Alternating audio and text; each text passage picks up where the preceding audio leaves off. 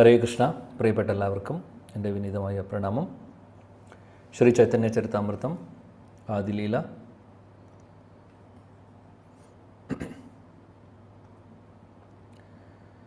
അധ്യായം 7 ശ്ലോകം 46 മുതൽ അല്ലേ? ആണോ? 48. ഓക്കെ, 48.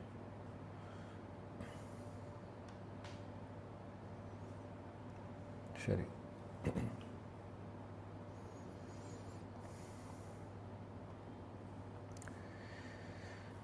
ആജാനലംബിതഭുജോ കനകാവദാദോ സങ്കീർത്തനേകപിതരോ കമലായതാക്ഷോ വിശ്വംഭരോ ദ്വിജുവരോ യുഗധർമ്മപാലോ വന്ദേ ജഗത്പ്രിയകരോ കരുണാവതാരോ ആനന്ദലീലാമയ വിഗ്രഹായ ഹേമാപതിവ്യാച്ച വിസുന്ദരായ തസ്മൈ മഹാപ്രേമരസപ്രദായ ശ്രീ ചൈതന്യചന്ദ്രായ നമോ നമസ്തേ.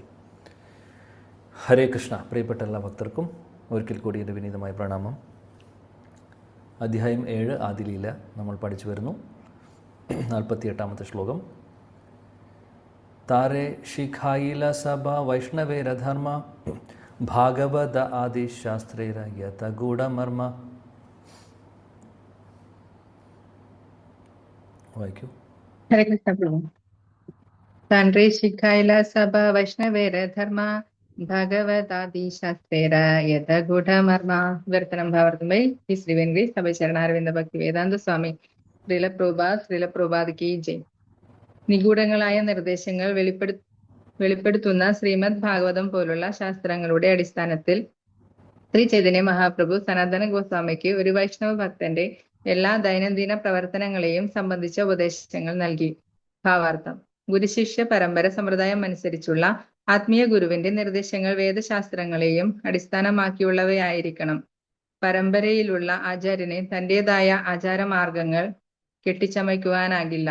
ചൈതന്യ മഹാപ്രഭുവിന്റെ സമ്പ്രദായത്തിലുള്ള വൈഷ്ണവ സംസ്കാരത്തിന്റെ പിന്തുടർച്ചക്കാരെന്നറിയപ്പെടുന്ന ധാരാളം ജനങ്ങൾ വേദശാസ്ത്രങ്ങളുടെ സാരാംശം മനസ്സിലാക്കുകയോ അവ ശ്രദ്ധാപൂർവം പിന്തുടരുകയോ ചെയ്യുന്നില്ല. അതിനാൽ അവരെ അപസമ്പ്രദായക്കാർ അഥവാ സമ്പ്രദായത്തിന് പുറത്തുള്ളവരായി കരുതുന്നു. ഔല ബൗല കർത്താഭജ നേട ദരവേശ സാനി സഹജിയ സഖീഭേഗി സ്മാർത്ത ജാതഗോസാനി അതിവാടി ചൂടാധാരി ഗൗരാംഗനാഗരി എന്നീ സംഘങ്ങളിൽപ്പെട്ടവർ സമ്പ്രദായികളായി അറിയപ്പെടുന്നു. ചൈതന്യ മഹാപ്രഭുവിന്റെ ശിഷ്യ പരമ്പരയെ കർശനമായി പിന്തുടരുന്നതിനായി ഒരുവൻ ഈ അപസമ്പ്രദായക്കാരുമായി സമ്പർക്കം പുലർത്തുവാൻ പാടില്ല. ആധികാരികനായ ഒരു ആത്മീയ ഗുരുവിൽ നിന്ന് ശിക്ഷണം ലഭിക്കാത്ത ഒരുവന് വേദശാസ്ത്രങ്ങൾ മനസ്സിലാക്കുവാനാകില്ല. അർജുനൻ തന്റെ ഭക്തനും സുഹൃത്തുമായതിനാലാണ് അതീവ രഹസ്യമായ ഭഗവത്ഗീതയുടെ പൊരുൾ മനസ്സിലാക്കാനാകുന്നതെന്ന് ഭഗവാൻ ഭഗവത്ഗീതയിൽ വ്യക്തമാക്കുന്നു. ശ്രീകൃഷ്ണ ഭഗവാന്റെ ഈ നിർദ്ദേശം ഈ ആശയത്തിന് ഊന്നൽ നൽകുന്നു. അതിനാൽ വേദശാസ്ത്രങ്ങളുടെ നിഗൂഢ തത്വങ്ങൾ ഗ്രഹിക്കുവാനായി ഒരുവൻ ഒരു ആത്മീയ ഗുരുവിനെ സമീപിച്ച് അദ്ദേഹത്തെ സേവിക്കുകയും വിനയപുരസ്സരം അദ്ദേഹത്തിൽ നിന്നും ശ്രവിക്കുകയും വേണം. എന്നാൽ മാത്രമേ ശാസ്ത്രങ്ങളുടെ അന്തസത്ത പ്രകാശിപ്പിക്കപ്പെടുകയുള്ളൂ. ശ്വേതാശ്വതര ഉപനിഷത്തിൽ 6:23 ഇപ്രകാരം പ്രസ്താവിക്കുന്നു: യസ്യ ദേവേ പരാഭക്തിർ യഥാ ദേവേ തഥാ ഗുരൗ തസ്യൈതേ കഥിതാ ഹി അർത്ഥ പ്രകാശന്തി മഹാത്മനഃ. ഭഗവാനിലും ആധ്യാത്മിക ഗുരുവിലും തികഞ്ഞ ഭക്തിയുള്ളവർക്ക് വേദവിജ്ഞാനത്തിന്റെ ഉൾപ്പൊരുളെല്ലാം അനായാസേന വെളിപ്പെടും. ശ്രീല നരോത്തമദാസ് ടാഗോർ ഇപ്രകാരം ഉപദേശിക്കുന്നു: സാധു ശാസ്ത്ര ഗുരുവാക്യ ഹൃദയേ കരിയ ഐക്യ. ആത്മീയ ജീവിതത്തിന്റെ യഥാർത്ഥ ലക്ഷ്യം മനസ്സിലാക്കുവാനായി ഒരുവൻ സാധു, ശാസ്ത്രം, ഗുരു എന്നിവയുടെ നിർദ്ദേശങ്ങൾ അനുസരിക്കണം. ഇവിടെ ഗുരു എന്നാൽ സ്വന്തം ആത്മീയ ശിക്ഷാ ഗുരുവും സാധു എന്നാൽ ഗുരുതുല്യരായ മറ്റു വിഷ്ണു ഭക്തരും എന്നർത്ഥം. വേദശാസ്ത്രങ്ങൾ അംഗീകരിച്ച വസ്തുതകൾ മാത്രമേ ഗുരുവും സാധുവും നിർദ്ദേശിക്കുകയുള്ളൂ. ഇപ്രകാരം ഗുരുവിന്റെയും സാധുവിന്റെയും വാക്യങ്ങൾ വേദവാക്യങ്ങൾക്ക് സമമാകുന്നു. അതിനാൽ ആത്മീയ ജ്ഞാനത്തിന്റെ ഉറവിടമായ ഇവ മൂന്നിനെയും ആധാരമാക്കി ഒരുവൻ പ്രവർത്തിക്കേണ്ടതാണ്. ഹരേ കൃഷ്ണ. ഹരേ കൃഷ്ണ പ്രഭു. ഹരേ കൃഷ്ണ. Thank U.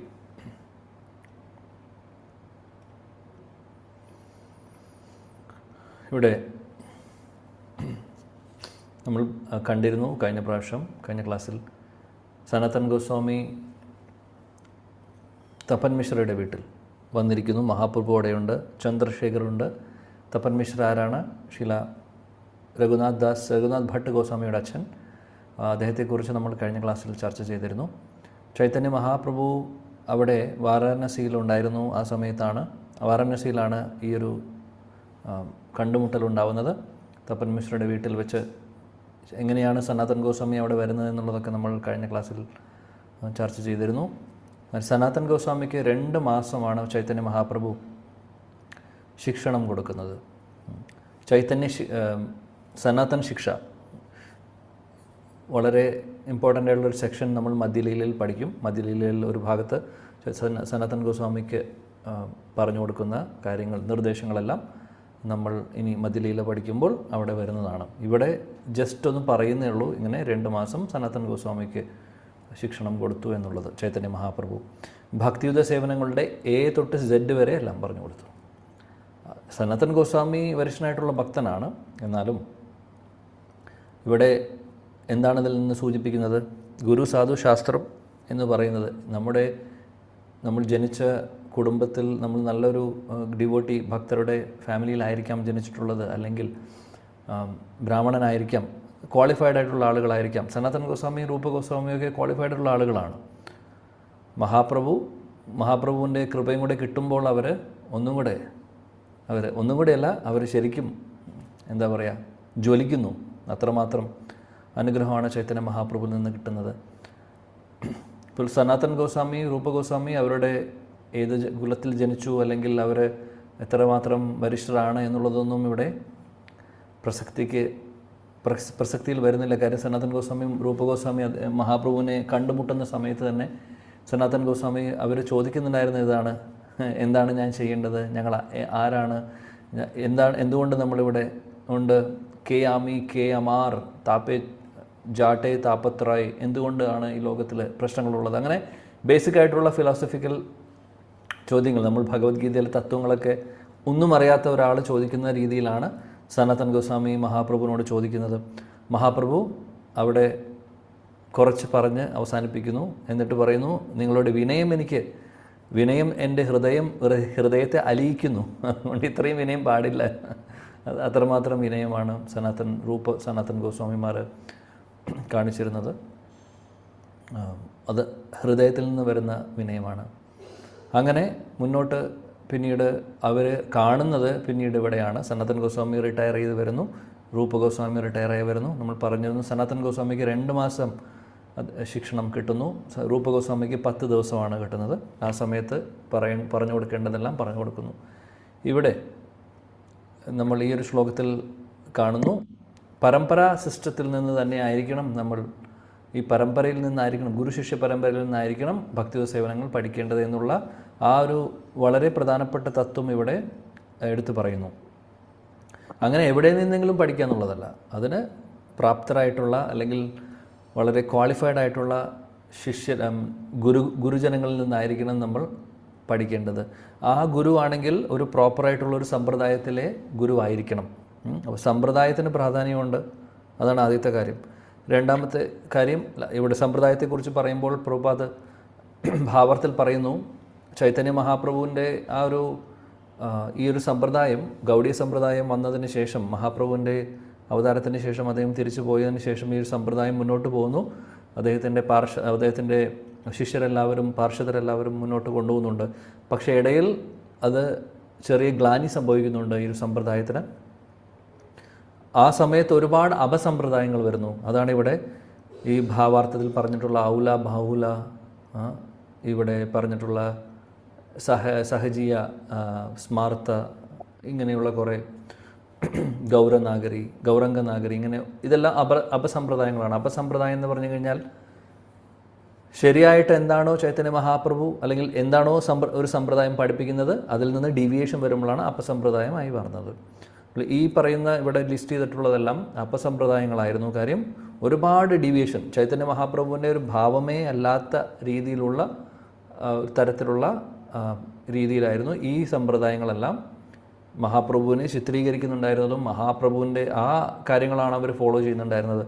അപ്പോൾ ആക്ച്വലി അതെല്ലാം ഈ അപസമ്പ്രദായങ്ങളൊക്കെ ഖണ്ഡിക്കുന്നത് ശ്രീല ഭക്തി വിനോദ് ഠാക്കൂർ പിന്നീട് വന്നതിന് ശേഷമാണ്. ഭക്തി വിനോദ് ഠാക്കൂറാണ് അപസമ്പ്രദായങ്ങളെല്ലാം. കാരണം ചൈതന്യ മഹാപ്രഭു ഇത് പഠിപ്പിക്കുന്നത്, അദ്ദേഹത്തിൻ്റെ മൂഡ് എന്താണ്, ഭാവം എന്താണ്, മഹാപ്രഭുവിൻ്റെ അവതാരത്തിൻ്റെ ഉദ്ദേശം എന്താണ്, ഇതെല്ലാം ശരിയായിട്ടുള്ള രീതിയിൽ ആയിരുന്നില്ല.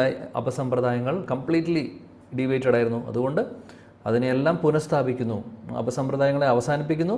ശരിയായിട്ടുള്ള സമ്പ്രദായം, ഗൗഡീയ സമ്പ്രദായത്തെ ശില ഭക്തിവിനോദ് ഠാക്കൂർ സ്ഥാപിക്കുന്നു. അതിനുശേഷം പിന്നെ ശില സരസ്വതി ഠാക്കൂർ പ്രഭുപാദും നമ്മുടെ പ്രഭുപാദവും ഒക്കെ മുന്നോട്ട് കൊണ്ടുവന്നു. അപ്പം നമ്മളിപ്പോൾ ഇരിക്കുന്നത് ആ ഒരു കറക്ഷൻ കൊണ്ടുവന്നിട്ടുള്ള അപസമ്പ്രദായങ്ങളെല്ലാം മാറ്റി കറക്ഷൻ കൊണ്ടുവന്ന് ആക്ച്വൽ ആ പ്യുവറായിട്ടുള്ള ഗൗഡീയ സമ്പ്രദായം തന്നെയാണ് നമ്മളിപ്പോൾ ഫോളോ ചെയ്യുന്നത്. പിന്നീട് ഇവിടെ പറയുന്നു, ഭാവാർത്ഥത്തിൽ പരിശുദ്ധ ഭക്തനായിട്ടുള്ള അല്ലെങ്കിൽ ഒരു ക്വാളിഫൈഡ് ആയിട്ടുള്ള ഒരു ആധ്യാത്മിക ഗുരുവിൽ നിന്ന് തന്നെ ആയിരിക്കണം നമ്മൾ പഠിക്കേണ്ടത്. എങ്ങനെയാണോ അർജുനൻ കൃഷ്ണനിൽ നിന്ന് പഠിക്കുന്നത്, അപ്പോൾ കൃഷ്ണൻ്റെ പോലെ ഒത്തോറിറ്റി, ഭഗവാൻ കൃഷ്ണനോ കൃഷ്ണൻ്റെ പാർഷദരോ അല്ലെങ്കിൽ കൃഷ്ണനിൽ നിന്ന് വരുന്ന അല്ലെങ്കിൽ കൃഷ്ണൻ്റെ വളരെ പ്രിയപ്പെട്ട ഒരുപാട് പാർഷദർ ഗുരുജനങ്ങളായിട്ട് വരുന്നുണ്ട്. അവരെല്ലാവരും പ്രോപ്പർ സമ്പ്രദായത്തിൽ വരുന്നു. അങ്ങനെ സമ്പ്രദായങ്ങളിൽ അങ്ങനെയുള്ള ഗുരുജനങ്ങളിൽ നമ്മൾ പഠിക്കണം, ശാസ്ത്രങ്ങൾ പഠിക്കണം എന്നുള്ളതാണ് ഇവിടെ പറയുന്നത്. അപ്പോൾ ഗുരുവിൻ്റെ പ്രാധാന്യത്തെക്കുറിച്ച് ഇവിടെ പറയുന്നു. ഇനി ശ്വേതാശ്വതര ഉപനിഷത്തിൽ നിന്നുള്ള മനോഹരമായിട്ടുള്ള ശ്ലോകം, ഇത് വളരെ ഇമ്പോർട്ടൻ്റ് ആയിട്ടുള്ള ശ്ലോകമാണ്. നമ്മൾ പല സ്ഥലങ്ങളിലും കേൾക്കാറുണ്ട്, കോട്ട് ചെയ്യാറുണ്ട്. യസ്യ ദേവേ പരാ ഭക്തിർ യഥാ ദേവേ തഥാ ഗുരു തസ്യേത കഥിതാ ഹി അർത്ഥ പ്രകാശന്തേ മഹാത്മനഃ. പറയുന്നു, യസ്യ ദേവേ പരാഭക്തിർ യഥാ ദേവേ തഥാ ഗുരു. ആർക്കാണോ ഭഗവാനിലും ശ്രീ ഗുരുവിലും ഒരേപോലെ വിശ്വാസമുള്ളത്, അങ്ങനെയുള്ളവർക്ക് ശാസ്ത്രങ്ങളിലെ നിഗൂഢമായിട്ടുള്ള എല്ലാ അറിവുകളും നമുക്ക് ഹൃദയത്തിൽ പ്രകടമാവുന്നു. ആക്ച്വലി കാര്യം ഇവരുടെ മഹാകൃപ കൊണ്ട്, ഭഗവാന്റെയും ഗുരുവിൻ്റെയും കൃപ കൊണ്ട്. ഇതിലെ പ്രധാനപ്പെട്ട കാര്യം, ഗുരുവിൽ ഭഗവാനോടുള്ള വിശ്വാസം, ഭഗവാനോട് നമുക്ക് എത്ര വിശ്വാസമുണ്ടോ, ഭഗവാനിൽ എത്ര വിശ്വാസമുണ്ടോ, അത്രമാത്രം ഗുരുവിലും വിശ്വാസം വേണം. വളരെ ഇമ്പോർട്ടൻ്റ് ആയിട്ടുള്ളൊരു തത്വമാണ്. അതുകൊണ്ട് തന്നെയാണ് ഗുരുവാഷ്ടകത്തിൽ നമ്മൾ കാലത്തെന്നും സാക്ഷാത് ഹരിത്വേന സമസ്ത ശാസ്ത്രേ അവിടെ പറയുന്നു. ശില വിശ്വനാഥ് ചക്രവർത്തി ഠാക്കൂർ ഗുരുവിനെ കാണേണ്ടത് നമ്മൾ ഭഗവാനെ പോലെ തന്നെ, ഭഗവാനാണ് എന്നുള്ളതല്ല, ഭഗവാന്റെ വളരെ പ്രിയപ്പെട്ട പാർഷദനാണ് ശ്രീ ഗുരു. എന്നാൽ ഒരു ശിഷ്യനെ സംബന്ധിച്ച് ഭഗവാനെ നമ്മൾ എങ്ങനെ സേവിക്കുന്നു, ഭഗവാനെ നമ്മൾ എങ്ങനെ നോക്കിക്കാണുന്നു, എങ്ങനെ ആരാധിക്കുന്നു, ആ ഒരു രീതിയിൽ തന്നെ, ആ ഒരു ബഹുമാനത്തോടു കൂടി തന്നെ ആയിരിക്കണം ശ്രീ ഗുരുവിനെ നമ്മൾ ആരാധിക്കേണ്ടത്. അല്ലെങ്കിൽ ശ്രീ ഗുരുവായിട്ടുള്ള ആ ഒരു ആ ഒരു ബന്ധം നമ്മൾ നിലനിർത്തേണ്ടത് വളരെ ഇമ്പോർട്ടൻ്റ് ആണ്. അങ്ങനെയാണെങ്കിൽ മാത്രമേ, അതാണ് ഈ ശ്ലോകം പറയുന്നത്, യഥാ ദേവേ തഥാ ഗുരു തസ്യേത കഥിതാഹ്യർത്ഥ പ്രകാശന്തേ മഹാത്മന.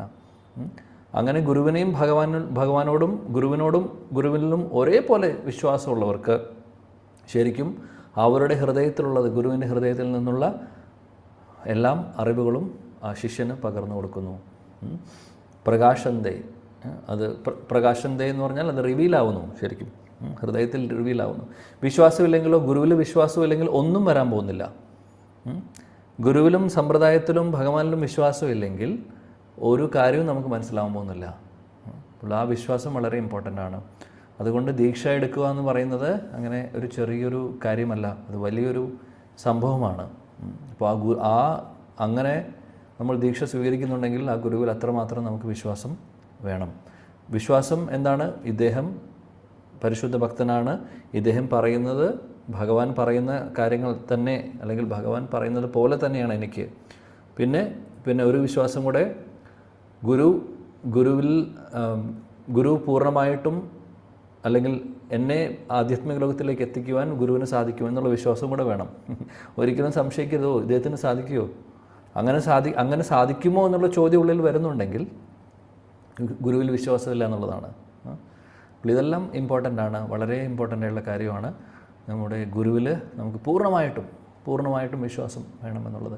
അപ്പോൾ അതുകൊണ്ട് തന്നെ, അപ്പോൾ ഗുരുവിൽ പൂർണ്ണമായ വിശ്വാസം വേണം എന്നുണ്ടെങ്കിൽ അതിൻ്റെ അർത്ഥം ഗുരുവിനും ക്വാളിഫിക്കേഷൻ വേണം, ഓഫ് കോഴ്സ്. അല്ലെങ്കിൽ നമ്മൾ ആ ഒരു പൊസിഷൻ എടുക്കുക എന്ന് പറഞ്ഞു കഴിഞ്ഞാൽ, ഗുരുവിൻ്റെ സ്ഥാനം, ആ ഒരു പൊസിഷൻ എടുക്കുക എന്ന് പറഞ്ഞു കഴിഞ്ഞാൽ ചെറിയൊരു കാര്യമേ അല്ല. അത്രയും വരിഷ്ഠനായിട്ടുള്ളൊരു ഭക്തന് മാത്രമേ ആ പൊസിഷൻ എടുക്കാൻ പാടുകയുള്ളൂ. അതിനുള്ള ക്വാളിഫിക്കേഷൻ വേണം ഗുരുവിന്. അങ്ങനെയുള്ളൊരു ഗുരുവിനെ സ്വീകരിക്കുന്ന കാര്യമാണ് നമ്മൾ സ്വീകരിച്ചതിന് ശേഷം നമ്മുടെ വിശ്വാസത്തെക്കുറിച്ചാണ് പറയുന്നത്. കാര്യം ഇന്നത്തെ കാലത്ത് ഗുരു എന്ന് പറയുന്ന കാര്യം ഒരുപാട് മിസ്യൂസ് ചെയ്യുന്നുണ്ട് ആളുകൾ. പല ടൈപ്പ് ഓഫ് ആളുകൾ വരുന്നുണ്ട്. പല ഉദ്ദേശത്തോടു കൂടി ഗുരുവാകുന്ന ആളുകളുണ്ട്, പേരിനും പ്രശസ്തിക്കും വേണ്ടി. പല സമ്പ്രദായങ്ങൾ അങ്ങനെ ഉണ്ടാവും. പുതിയ സമ്പ്രദായങ്ങൾ നമ്മൾ കേൾക്കാത്തത്. ഈ സമ്പ്രദായങ്ങൾ ആക്ച്വലി ശാസ്ത്രങ്ങളിൽ പറഞ്ഞിട്ടുള്ള സമ്പ്രദായങ്ങളായിരിക്കണം. വൈഷ്ണവ സമ്പ്രദായങ്ങൾ ഒത്തൻറ്റിക് ആയിട്ടുള്ളത് പുരാണങ്ങളിൽ പറയുന്നുണ്ട്. അതെല്ലാം നമുക്ക് ഓക്കെയാണ്. അതല്ലാതെ ഡീവിയേഷൻ വരുമ്പോഴാണ് പ്രശ്നം വരുന്നത്. അപ്പോൾ അങ്ങനെ ഒരുപാട് പ്രശ്നങ്ങളുണ്ട്. അപ്പോൾ ഗുരു എന്ന് പറയുമ്പോൾ വളരെ ഇമ്പോർട്ടൻറ്റും, അല്ലെങ്കിൽ ഗുരു എന്ന് പറയുന്ന വാക്കിന് ഒരർത്ഥം കൂടിയുണ്ട്, വളരെ ഹെവി എന്ന് പറഞ്ഞു കഴിഞ്ഞാൽ കനം കൂടിയത് എന്നുള്ളത്. ശരിക്കും അങ്ങനെ തന്നെയാണ്. അത് ചെറിയൊരു തമാശയല്ല. ഗുരു ആവുക എന്ന് പറയുമ്പോൾ അത്രയും ക്വാളിഫൈഡ് ആയിട്ടുള്ളൊരു വ്യക്തിയായിരിക്കണം. 2, നമ്മൾ ഗുരുവിനെ സ്വീകരിക്കുക എന്ന് പറയുമ്പോൾ ശിഷ്യനെ സംബന്ധിച്ച് ഗുരുവിനെ നമ്മൾ ഭഗവാനെ പോലെ കണ്ട് ആരാധിച്ച് ആ വിശ്വാസം നമുക്ക് വേണം. അതുകൊണ്ടാണ് പറഞ്ഞത് ഹെവിയാണ് എന്നുള്ളത്. അപ്പോൾ ഇതെല്ലാം ഇമ്പോർട്ടൻ്റ് ആണ്. സാധു ശാസ്ത്ര ഗുരു വാക്യ ഹൃദയ കരിയ ഐക്യ. ശില നരോത്തമദാസ് ഠാക്കൂറും അവിടെ പറയുന്നു. അപ്പോൾ 3 കാര്യങ്ങളാണ് ഗുരു, സാധു, ശാസ്ത്രം. ഗുരു, സാധു, ശാസ്ത്രത്തിൽ 3ലും ഒരേപോലെ വിശ്വാസം നമുക്ക് വേണം. 3ലും ഒരേപോലെ വിശ്വാസം ഉണ്ടെങ്കിൽ 3ഉം നമ്മൾ ഒരേപോലെ ആശ്രയിക്കുന്നുണ്ടെങ്കിൽ നമുക്ക് സക്സസ് ഉണ്ടാവും. ഗുരു, സാധു, ശാസ്ത്രം പറയുന്ന കാര്യങ്ങൾ ഒന്ന് തന്നെയായിരിക്കും. അതാണ് വേറൊരു പ്രത്യേകത. ഭഗവാൻ പറയുന്നതും ശാസ്ത്രങ്ങൾ പറയുന്നതും ഗുരു പറയുന്നതും പരിശുദ്ധ ഭക്തർ പറയുന്നതും എല്ലാം ഒന്ന് തന്നെ. അവരെല്ലാവരും ഭഗവാനിലേക്ക് നമ്മളെ എത്തിക്കുവാൻ വേണ്ടി പറയുന്ന കാര്യങ്ങൾ അങ്ങോട്ടും ഇങ്ങോട്ടും പരസ്പര ബന്ധമില്ലാത്ത കാര്യങ്ങളല്ല. തത്വങ്ങളെല്ലാം ഒന്ന് തന്നെയാണ്. അവരെല്ലാവരും നമ്മൾ ഒരേ ഡയറക്ഷനിലേക്കാണ് കൊണ്ടുപോവേണ്ടത്. അങ്ങനെയാണെങ്കിൽ മാത്രമേ ഈ പറയുന്ന ഓത്തൻറ്റിക് ആയിട്ടുള്ള ഗുരുവും സാധുവും അതിൽ ഇമ്പോർട്ടൻ്റ് ആണെന്നുള്ളത്. ശാസ്ത്രം ഓഫ് കോഴ്സ് ശാസ്ത്രമുണ്ട്. ആ ശാസ്ത്രത്തെ വളച്ചൊടിച്ച് വേറെ രീതിയിൽ അതിനെ പ്രസൻറ്റ് ചെയ്ത് കഴിഞ്ഞാൽ പോയി. എന്നാൽ ശാസ്ത്രം എന്താണോ പറയുന്നത്, ഭഗവാൻ എന്താണോ പറയുന്നത്, കാര്യം ശാസ്ത്രം എന്ന് പറഞ്ഞാൽ ഭഗവാനാണ്, ഭഗവാനിൽ നിന്ന് വരുന്നതാണ് ഡയറക്റ്റ്ലി. സ്മൃതി ആവട്ടെ, ശ്രുതി ആവട്ടെ, ശാസ്ത്രങ്ങളും ഗുരുവും സാധുവും ഒരേ കാര്യം തന്നെയായിരിക്കണം, ഒരേ ഡയറക്ഷനിൽ തന്നെയായിരിക്കണം നമ്മളെ കൊണ്ടുപോകേണ്ടത്. ഇത് ഇമ്പോർട്ടൻ്റ് ആണ്. അപ്പോൾ അതുകൊണ്ട് സാധു ശാസ്ത്ര ഗുരു വാക്യ ഹൃദയ കരിയ ആക്കിയ. ഹൃദയത്തിൽ നമ്മൾ ഈ 3 കാര്യങ്ങളും 3 തത്വത്തെയും നമ്മൾ ഒരേപോലെ കണ്ട് ആ വിശ്വാസത്തോടു കൂടി നമ്മൾ മുന്നോട്ട് പോകണം. അങ്ങനെയാണെങ്കിൽ ഇവിടെ പറയുന്നു പ്രകാശന്തേ മഹാത്മന, എല്ലാം ഹൃദയത്തിൽ നമുക്ക് ഗുരുവിൻ്റെയും ഭഗവാന്റെയും കൃപ കൊണ്ട്, സാധുജനങ്ങളുടെയും കൃപ കൊണ്ട് നമ്മുടെ ഹൃദയത്തിൽ ആവശ്യമുള്ളതെല്ലാം, എല്ലാ അറിവുകളും നമുക്ക് കിട്ടുന്നു, എല്ലാം മനസ്സിലാക്കാൻ സാധിക്കുന്നു. എല്ലാം മനസ്സിലാക്കുമെന്ന് ഉദ്ദേശിക്കുന്നത് എന്താണ് ഉദ്ദേശിക്കുന്നത്? അതായത് നമ്മൾ ആരാണെന്നുള്ളതും ഭഗവാനും നമ്മൾ തമ്മിലുള്ള ബന്ധം എന്താണെന്നുള്ളതും ഇവിടെ നിന്ന് എങ്ങനെ രക്ഷപ്പെടാമെന്നുള്ളതും അങ്ങനെയുള്ള കാര്യങ്ങളെല്ലാം നമുക്ക് ഇവിടെ നിന്ന് രക്ഷപ്പെടാൻ വേണ്ടിയിട്ടും, അതേപോലെ തന്നെ നമ്മൾ ശരിക്കും നമ്മൾ ഇനി ഭഗവാനുമായിട്ടുള്ള കണക്ഷനും ആ സർവീസസ് എന്താണെന്നും എല്ലാം A to Z,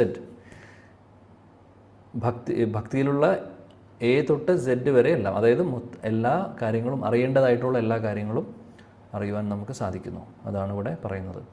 അപ്പോൾ എന്ത് കാര്യം നമ്മൾ ചെയ്യുമ്പോഴും ഈ 3 ഗുരു സാധു ശാസ്ത്രത്തെ ആസ്പദമാക്കിയിട്ടായിരിക്കണം നമ്മുടെ ജീവിതം നയിക്കേണ്ടത്. അങ്ങനെയാണ്. ശാസ്ത്രങ്ങൾ പറയുന്നുണ്ടോ? ഓക്കെ. ഗുരു സാധു ശാസ്ത്രത്തിന് ആർക്കെങ്കിലും ഒരു വേറെ അഭിപ്രായം ഉണ്ടെങ്കിൽ നമ്മളത് ശ്രദ്ധിക്കണം. അപ്പോൾ അതാണ് വളരെ ഇമ്പോർട്ടൻ്റ് ആണ്. ചില കാര്യങ്ങൾ ശാസ്ത്രങ്ങളിൽ പറയുന്നത് ലിറ്ററലി നമുക്ക് ഫോളോ ചെയ്യാൻ പറ്റിക്കൊള്ളണമെന്നില്ല, അല്ലെങ്കിൽ ഇത് എങ്ങനെയാണ് നമ്മൾ മനസ്സിലാക്കുന്നത് എന്നുള്ളതും വ്യത്യാസം ഉണ്ടാവും. ചിലപ്പോൾ സാഹചര്യങ്ങളനുസരിച്ച് ചില കാലങ്ങളിൽ, അല്ലെങ്കിൽ ചില സമയവും കാലം അനുസരിച്ച് ചില ഇൻസ്ട്രക്ഷൻസ്, ഭാഗവതം എടുത്ത് നോക്കിക്കഴിഞ്ഞാൽ ഭാഗവതത്തിൽ ഇപ്പോൾ 7ാമത്തെ സ്കന്ധത്തിൽ അവസാന ഭാഗത്ത് വർണ്ണാശ്രമധർമ്മത്തെക്കുറിച്ച് പറയുന്ന ഒരുപാട് അധ്യായങ്ങളുണ്ട്. അവിടെ ഒരുപാട് വർണ്ണാശ്രമധർമ്മത്തിലെ കാര്യങ്ങൾ പറയുന്നുണ്ട്.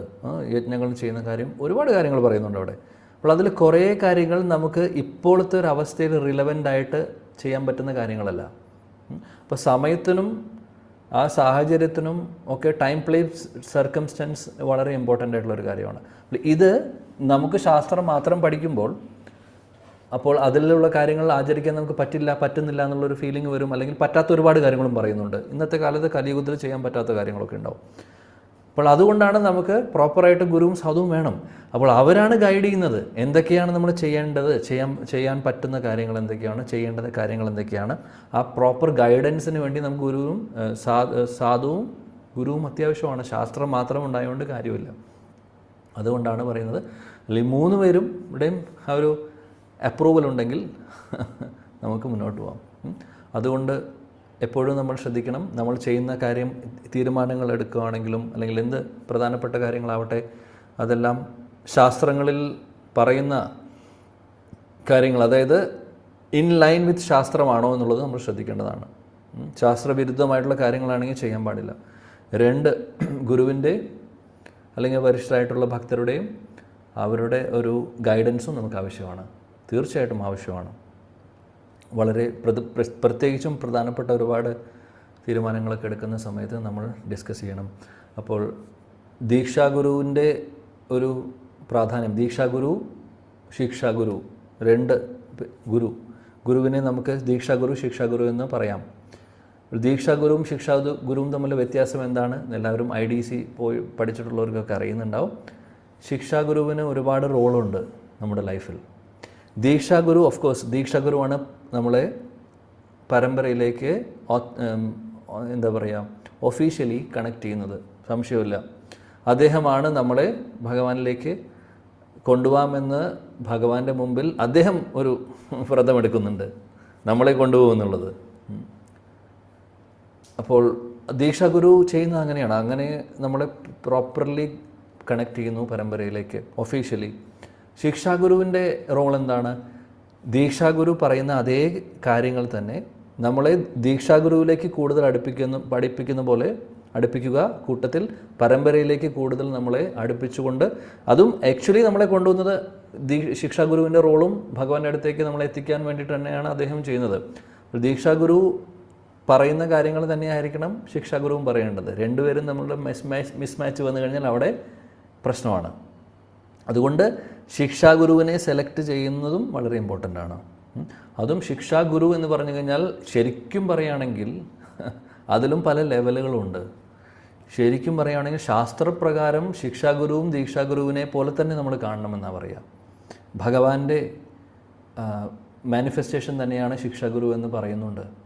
ശാസ്ത്രങ്ങൾ അങ്ങനെയാണ് പറയുന്നത്. അതുകൊണ്ട് അങ്ങനെയുള്ളൊരു പൊസിഷനിലുള്ള വരിഷ്ഠനായിട്ടുള്ള ഒരു ശിക്ഷാഗുരു നമുക്കുണ്ടെങ്കിൽ വളരെ നല്ലതാണ്. എന്നാൽ അപ്പോൾ നമുക്കറിയില്ല നമ്മുടെ ശിക്ഷാഗുരു. അപ്പോൾ ഇപ്പോഴത്തെ ഒരു ട്രെൻഡ് അനുസരിച്ച് ആരെങ്കിലും നമ്മളെ നമുക്ക് ക്ലാസ് എടുക്കുന്നു, ചിലപ്പോൾ ഭക്തിശാസ്ത്രയിൽ ഒരു യൂണിറ്റ് പഠിപ്പിക്കാൻ വന്നു ഒരു ടീച്ചർ എന്ന് വയ്ക്കുക. 1 യൂണിറ്റോ 2 യൂണിറ്റ് ഭക്തിശാസ്ത്രി, ഭക്തി വൈഭവ. അപ്പോൾ അത് പഠിപ്പിച്ച് നമ്മൾ ടീച്ചർ വരുന്നു, പഠിപ്പിക്കുന്നു, പോകുന്നു, അടുത്ത ടീച്ചർ വരുന്നു, അങ്ങനെയാണ് പോകുന്നത്. അപ്പോൾ നമ്മൾ വിചാരിക്കും എൻ്റെ ശിക്ഷാഗുരുവാണ്. ശിക്ഷാഗുരു എന്ന് പറയുന്ന വാക്കിന് ഒരുപാട് ഹെവിനെസ് ഉണ്ട്. അതും ഓർക്കണം നമ്മൾ. അത് വെറുതെ ഉപയോഗിക്കാൻ പറ്റുന്നതല്ല ശിക്ഷാഗുരു. ശിക്ഷാഗുരു എന്ന് പറഞ്ഞാൽ അതിന് ക്വാളിഫൈഡ് ആയിട്ടുള്ളൊരു വ്യക്തി തന്നെ ആയിരിക്കണം. നമുക്ക് പറയാം ശാസ്ത്രം പഠിപ്പിക്കുന്ന ടീച്ചറാണെന്ന് പറയാം, അല്ലെങ്കിൽ even to the level of mentor അല്ലെങ്കിൽ കൗൺസിലർ എന്നുള്ള രീതിയിൽ പറയാം. ശിക്ഷാഗുരു, നമ്മൾ ശിക്ഷാഗുരു എന്ന് പറയുന്ന വാക്ക് ഉപയോഗിക്കുന്നുണ്ടെങ്കിൽ അത് വളരെയധികം പവർഫുള്ളായിട്ടുള്ള ഒരു പൊസിഷനാണത്. അങ്ങനെ ആർക്കും ആ ഒരു ലെവലിൽ വരാൻ പറ്റുന്നതായിരിക്കണമെന്നില്ല. അതുകൊണ്ട് നമ്മൾ ഉപയോഗിക്കുമ്പോൾ രണ്ടാമത്തെ അതാണ്, ആ ഒരു ക്വാളിഫൈഡ് ഉള്ള ആളായിരിക്കണം. അതായത് ക്വാളിഫൈഡ് ആയിട്ടുള്ള ആളെന്ന് പറഞ്ഞാൽ സന്യാസി ആവണമെന്നോ അല്ലെങ്കിൽ അങ്ങനെയുള്ള ക്രൈറ്റീരിയ ഒന്നുമില്ല. ശിക്ഷാഗുരു എന്ന് പറഞ്ഞു കഴിഞ്ഞാൽ പക്ക, അതായത് വളരെ സ്ട്രിക്ട്ലി, വളരെ സീരിയസ്ലി, സിൻസിയർലി പ്രാക്ടീസ് ചെയ്യുന്ന ആൾക്കാർക്ക് ശിക്ഷാഗുരു ആവാം. അപ്പോൾ ഇവിടെയാണ് കാര്യം ഇരിക്കുന്നത്. അപ്പം നമ്മൾ പല ആളുകളും ഇപ്പോൾ എനിക്ക് പല ഭക്തിശാസ്ത്രി, ഭക്തിവൈഭവ ക്ലാസ്സൊക്കെ എടുക്കുന്നിടയിൽ ചിലപ്പോൾ ഒക്കെ മെസ്സേജുകൾ വരും, ശിക്ഷാഗുരുവാണെന്ന് പറഞ്ഞിട്ട്. 1 യൂണിറ്റ് പഠിപ്പിച്ചിട്ടുണ്ടാവുള്ളൂ. 1 മാസം നമ്മൾ ചിലപ്പോൾ ആഴ്ചയിൽ 2-3 ദിവസം കാണുന്നുണ്ടാവും ക്ലാസ്സുകളിലായിട്ട്. അപ്പോഴേക്കും നമ്മൾ ശിക്ഷാഗുരു എന്ന് ഒരാൾ പറയുമ്പോൾ ആക്ച്വലി അത് അവർക്ക് അറിയാത്തതുകൊണ്ടാണ് ശിക്ഷാഗുരു എന്ന് പറയുന്നത്. ആക്ച്വലി ശിക്ഷാഗുരു എന്ന് പറഞ്ഞു കഴിഞ്ഞാൽ ദീക്ഷാഗുരുവിനെ പോലെ നമ്മൾ കാണേണ്ട ഒരു വ്യക്തിയാണ്. അതുകൊണ്ട് അതിനും പകരം ടീച്ചർ എന്ന് പറയാം, അല്ലെങ്കിൽ ഇത് പഠിപ്പിച്ചൊരു എന്താ പറയുക ടീച്ചർ എന്നുള്ള രീതിയിൽ. അങ്ങനെ നമുക്ക് എത്രയോ ടീച്ചേഴ്സ് സ്കൂളിലുണ്ട്, കോളേജിലുണ്ട്. അതേപോലെ ഒരു ടീച്ചർ, ശാസ്ത്രം പഠിപ്പിക്കാൻ ഒരു ടീച്ചർ വന്നു, ആ ടീച്ചർ കഴിഞ്ഞ് വേറെ ആൾ വരുന്നു. പക്ഷേ ദ മൊമെൻ്റ് നമ്മൾ ഗുരു എന്ന് പറയുമ്പോൾ അതിൽ കാര്യം മാറി. അപ്പോൾ അങ്ങനെയുള്ള ശിക്ഷാഗുരു നമുക്കുണ്ടെങ്കിൽ തീർച്ചയായിട്ടും വരിഷ്ഠനായിട്ടുള്ള ഭക്തരുണ്ടെങ്കിൽ വളരെ നല്ല കാര്യം. അപ്പോൾ കാര്യം എന്താണെന്ന് വെച്ചാൽ അങ്ങനെ നമ്മൾ ശിക്ഷാഗുരു എന്ന് വിളിക്കുന്നുണ്ടെങ്കിൽ, അല്ലെങ്കിൽ നമ്മൾ അങ്ങനെ ആരെങ്കിലും വിളിക്കുന്നുണ്ടെങ്കിൽ ആ വിശ്വാസം അദ്ദേഹത്തിലും ഉണ്ടാവണം. അതാണ് പോയിന്റ്. നമുക്ക് അദ്ദേഹത്തിൽ ഇപ്പോൾ പറഞ്ഞ പോലെ, ഇവിടെ പറഞ്ഞ പോലെ യസ്യ ദേവേ പരാഭക്തർ യഥാ ദേവേ തഥാ ഗുരു, ഈ ഒരു പ്രിൻസിപ്പിൾ അവിടെയും അപ്ലിക്കബിൾ ആണ്. നമുക്ക് ശിക്ഷാഗുരുവിൽ അത്രയും വിശ്വാസം ഉണ്ടെങ്കിൽ, കാര്യം ശിക്ഷാഗുരു ആവശ്യമാണ് നമുക്ക്. ദീക്ഷാഗുരു ഇവിടെ ഉള്ള സമയത്ത് നമുക്ക് അദ്ദേഹം ദീക്ഷാഗുരുവായിട്ടും ശിക്ഷാഗുരുവായിട്ടും ഒരേ റോൾ അദ്ദേഹം എടുക്കുന്നു. അതാണ് അദ്ദേഹം ചെയ്യുന്നത്,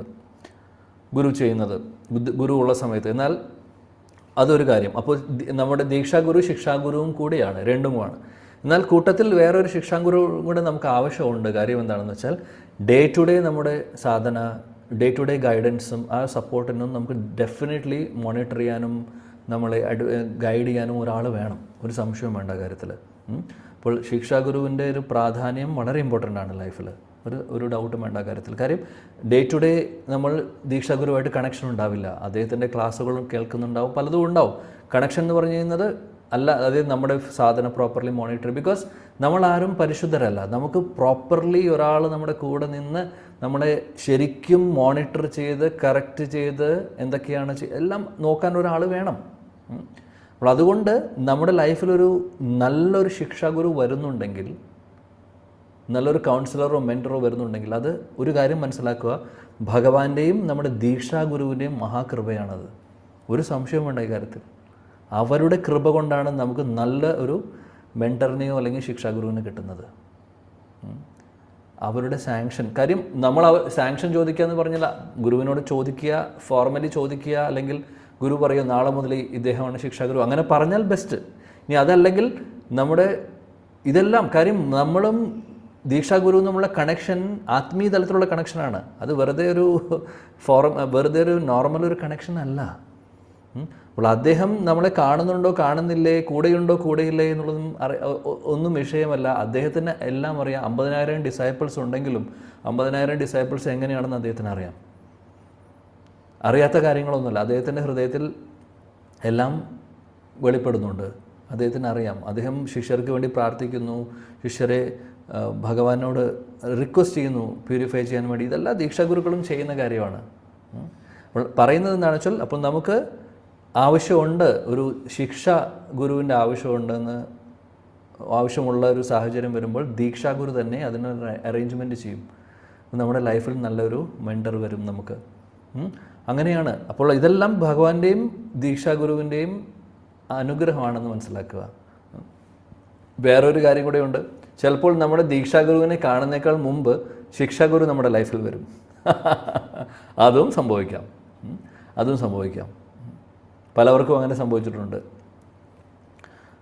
അപ്പോൾ ശിക്ഷാഗുരുവാണ് പിന്നെ നമ്മൾ ഗൈഡ് ചെയ്ത് ദീക്ഷാഗുരുവിലേക്ക് എത്തിക്കുന്നത്. അപ്പോൾ ഇതാണ്, അതുകൊണ്ടാണ് പറയുന്നത് നമ്മളും ദീക്ഷാഗുരുവും തമ്മിലുള്ള കണക്ഷൻ നമ്മൾ ആദ്യമായിട്ട് അദ്ദേഹത്തെ കാണുന്നതും മനസ്സിലാക്കുന്നതും ചിലപ്പോൾ പിന്നീടായിരിക്കും. പക്ഷേ ഈ കണക്ഷൻ ഉണ്ട്. ആ കണക്ഷൻ ഉള്ളത് കൊണ്ടാണ് അദ്ദേഹത്തിന് അറിയാം 2 വർഷം കഴിഞ്ഞ് കഴിഞ്ഞാൽ എൻ്റെ ഇങ്ങനൊരു ശിഷ്യൻ വരുമെന്നുള്ളത്. അപ്പോൾ അതിന് വേണ്ടിയിട്ടുള്ള അറേഞ്ച്മെൻറ്റ്സ് ചെയ്യും. ആ കാര്യം ഭഗവാന്റെ നിത്യപാർഷദരായിരിക്കും അങ്ങനെയുള്ള വരിഷ്ഠരായിട്ടുള്ള ദീക്ഷാഗുരുവിൻ്റെ സ്ഥാനമെടുക്കുന്നത്. സാധാരണ ആളുകളല്ല. അപ്പോൾ അവർക്കിതെല്ലാം ഫ്യൂച്ചറും പാസ്റ്റും പ്രസൻറ്റും എല്ലാം മനസ്സിലാക്കാൻ പറ്റുന്നവരാണ്. അപ്പോൾ ഡെഫിനറ്റ്ലി അദ്ദേഹം തന്നെ 2 കൊല്ലം 3 കൊല്ലം കഴിഞ്ഞിട്ടായിരിക്കും നമ്മൾ ഈ ഒരു ഇതിലേക്ക് വരുന്നത്. അപ്പോൾ ആദ്യം ശിക്ഷാഗുരു അല്ലെങ്കിൽ മെൻറ്ററിനെ, ആദ്യം കൗൺസിലറിനെ കണ്ടുമുട്ടുന്നു, പിന്നീട് ദീക്ഷാഗുരുവിലേക്ക് അദ്ദേഹമാണ് നമ്മളെ ഇൻട്രൊഡ്യൂസ് ചെയ്യുന്നത്. പക്ഷേ ആക്ച്വലി ഈ കണക്ഷൻ ഉണ്ടെന്നാണ് ഞാൻ പറഞ്ഞു വരുന്നത്. അതുകൊണ്ട് അദ്ദേഹത്തെ കണ്ടുമുട്ടുന്നതിനേക്കാൾ മുമ്പോ അതിന് ശേഷമോ നടക്കുന്നതെല്ലാം തന്നെ ഭഗവാന്റെയും ഗുരുവിൻ്റെയും കൃപ അനുസരിച്ചിട്ടാണ് വരുന്നത്. അപ്പം നമുക്ക് ഈ ഒരു ഗുരു ആണ് നിശ്ചയിച്ചിട്ടുള്ളതെന്നുണ്ടെങ്കിൽ, ഭഗവാൻ നിശ്ചയിച്ചിട്ടുണ്ടെങ്കിൽ ആ ഗുരു തന്നെയായിരിക്കും നമ്മുടെ ലൈഫിൽ വരിക. അത് ഇന്ന് വരുമോ, നാളെ വരുമോ, മറ്റന്നാൾ വരുമോ എന്ന് നമുക്കറിയില്ല. അപ്പോൾ പറഞ്ഞ പോയിന്റ്സ് എന്തൊക്കെയാണ്? ഗുരുവിനോടുള്ള വിശ്വാസം, ദീക്ഷാഗുരുവിൽ നമുക്കുണ്ടാവേണ്ട വിശ്വാസം. എന്നാൽ അതേപോലെ ശിക്ഷാഗുരുവും നമ്മൾ അങ്ങനെ തന്നെ കണ്ട് ബഹുമാനത്തോടു കൂടി അദ്ദേഹത്തിലും വിശ്വാസം വേണം. അങ്ങനെയുള്ളൊരു ശിക്ഷാഗുരു അല്ലെങ്കിൽ ഒരു കൗൺസിലർ, മെൻറ്റർ ആയിരിക്കണം നമ്മൾ സെലക്ട് ചെയ്യേണ്ടത്. അല്ലെങ്കിൽ അതിനുവേണ്ടി നമ്മൾ പ്രാർത്ഥിക്കണം. അത് പ്രാർത്ഥിക്കുക, നമ്മുടെ സിൻസിയറിറ്റി അനുസരിച്ച് അങ്ങനെ ഒരാൾ വരും നമ്മുടെ ലൈഫിൽ. ഇത് എല്ലാവർക്കും ഉള്ള അനുഭവമാണ്. ഭഗവാന്റെ കൃപ. അപ്പോൾ അതുകൊണ്ട് അങ്ങനെ കിട്ടിക്കഴിഞ്ഞു കഴിഞ്ഞാൽ നമ്മൾ ആ ഒരു റിലേഷൻഷിപ്പ് മെയിൻറ്റെയിൻ ചെയ്ത് കൊണ്ടുപോകുക എന്നുള്ളത് വളരെ ഇമ്പോർട്ടൻ്റ് ആണ്. പലപ്പോഴും സംഭവിക്കുന്നത്, നമ്മുടെ കൺമുമ്പിൽ സംഭവിക്കുന്ന കാര്യങ്ങൾ കാണാം. ചിലപ്പോൾ ഒരാളുമായിട്ട് കണക്ഷനായി അവിടെ നിന്ന് പഠിക്കുന്നു. കുറച്ച് കഴിയുമ്പോൾ നമുക്ക് തോന്നും ഇത് പോരാ, അപ്പുറത്തെ ഗ്രൂപ്പിൽ കുറച്ചുകൂടെ നന്നായിട്ട് കാര്യങ്ങൾ നടക്കുന്നുണ്ടെന്ന് തോന്നുന്നു. അവിടുന്ന് അങ്ങോട്ട് ചാടുന്നു. കുറച്ച് കഴിയുമ്പോൾ അവിടെ നിന്ന് വേറൊരു ഗ്രൂപ്പിലേക്ക് മാറുന്നു. അതായത് ഇപ്പോൾ പല മെൻറ്റേഴ്സും പല ചെറിയ ഭക്തിവൃക്ഷ ടീം ലീഡറോ എന്ത് വേണമെങ്കിൽ വിളിക്കാം.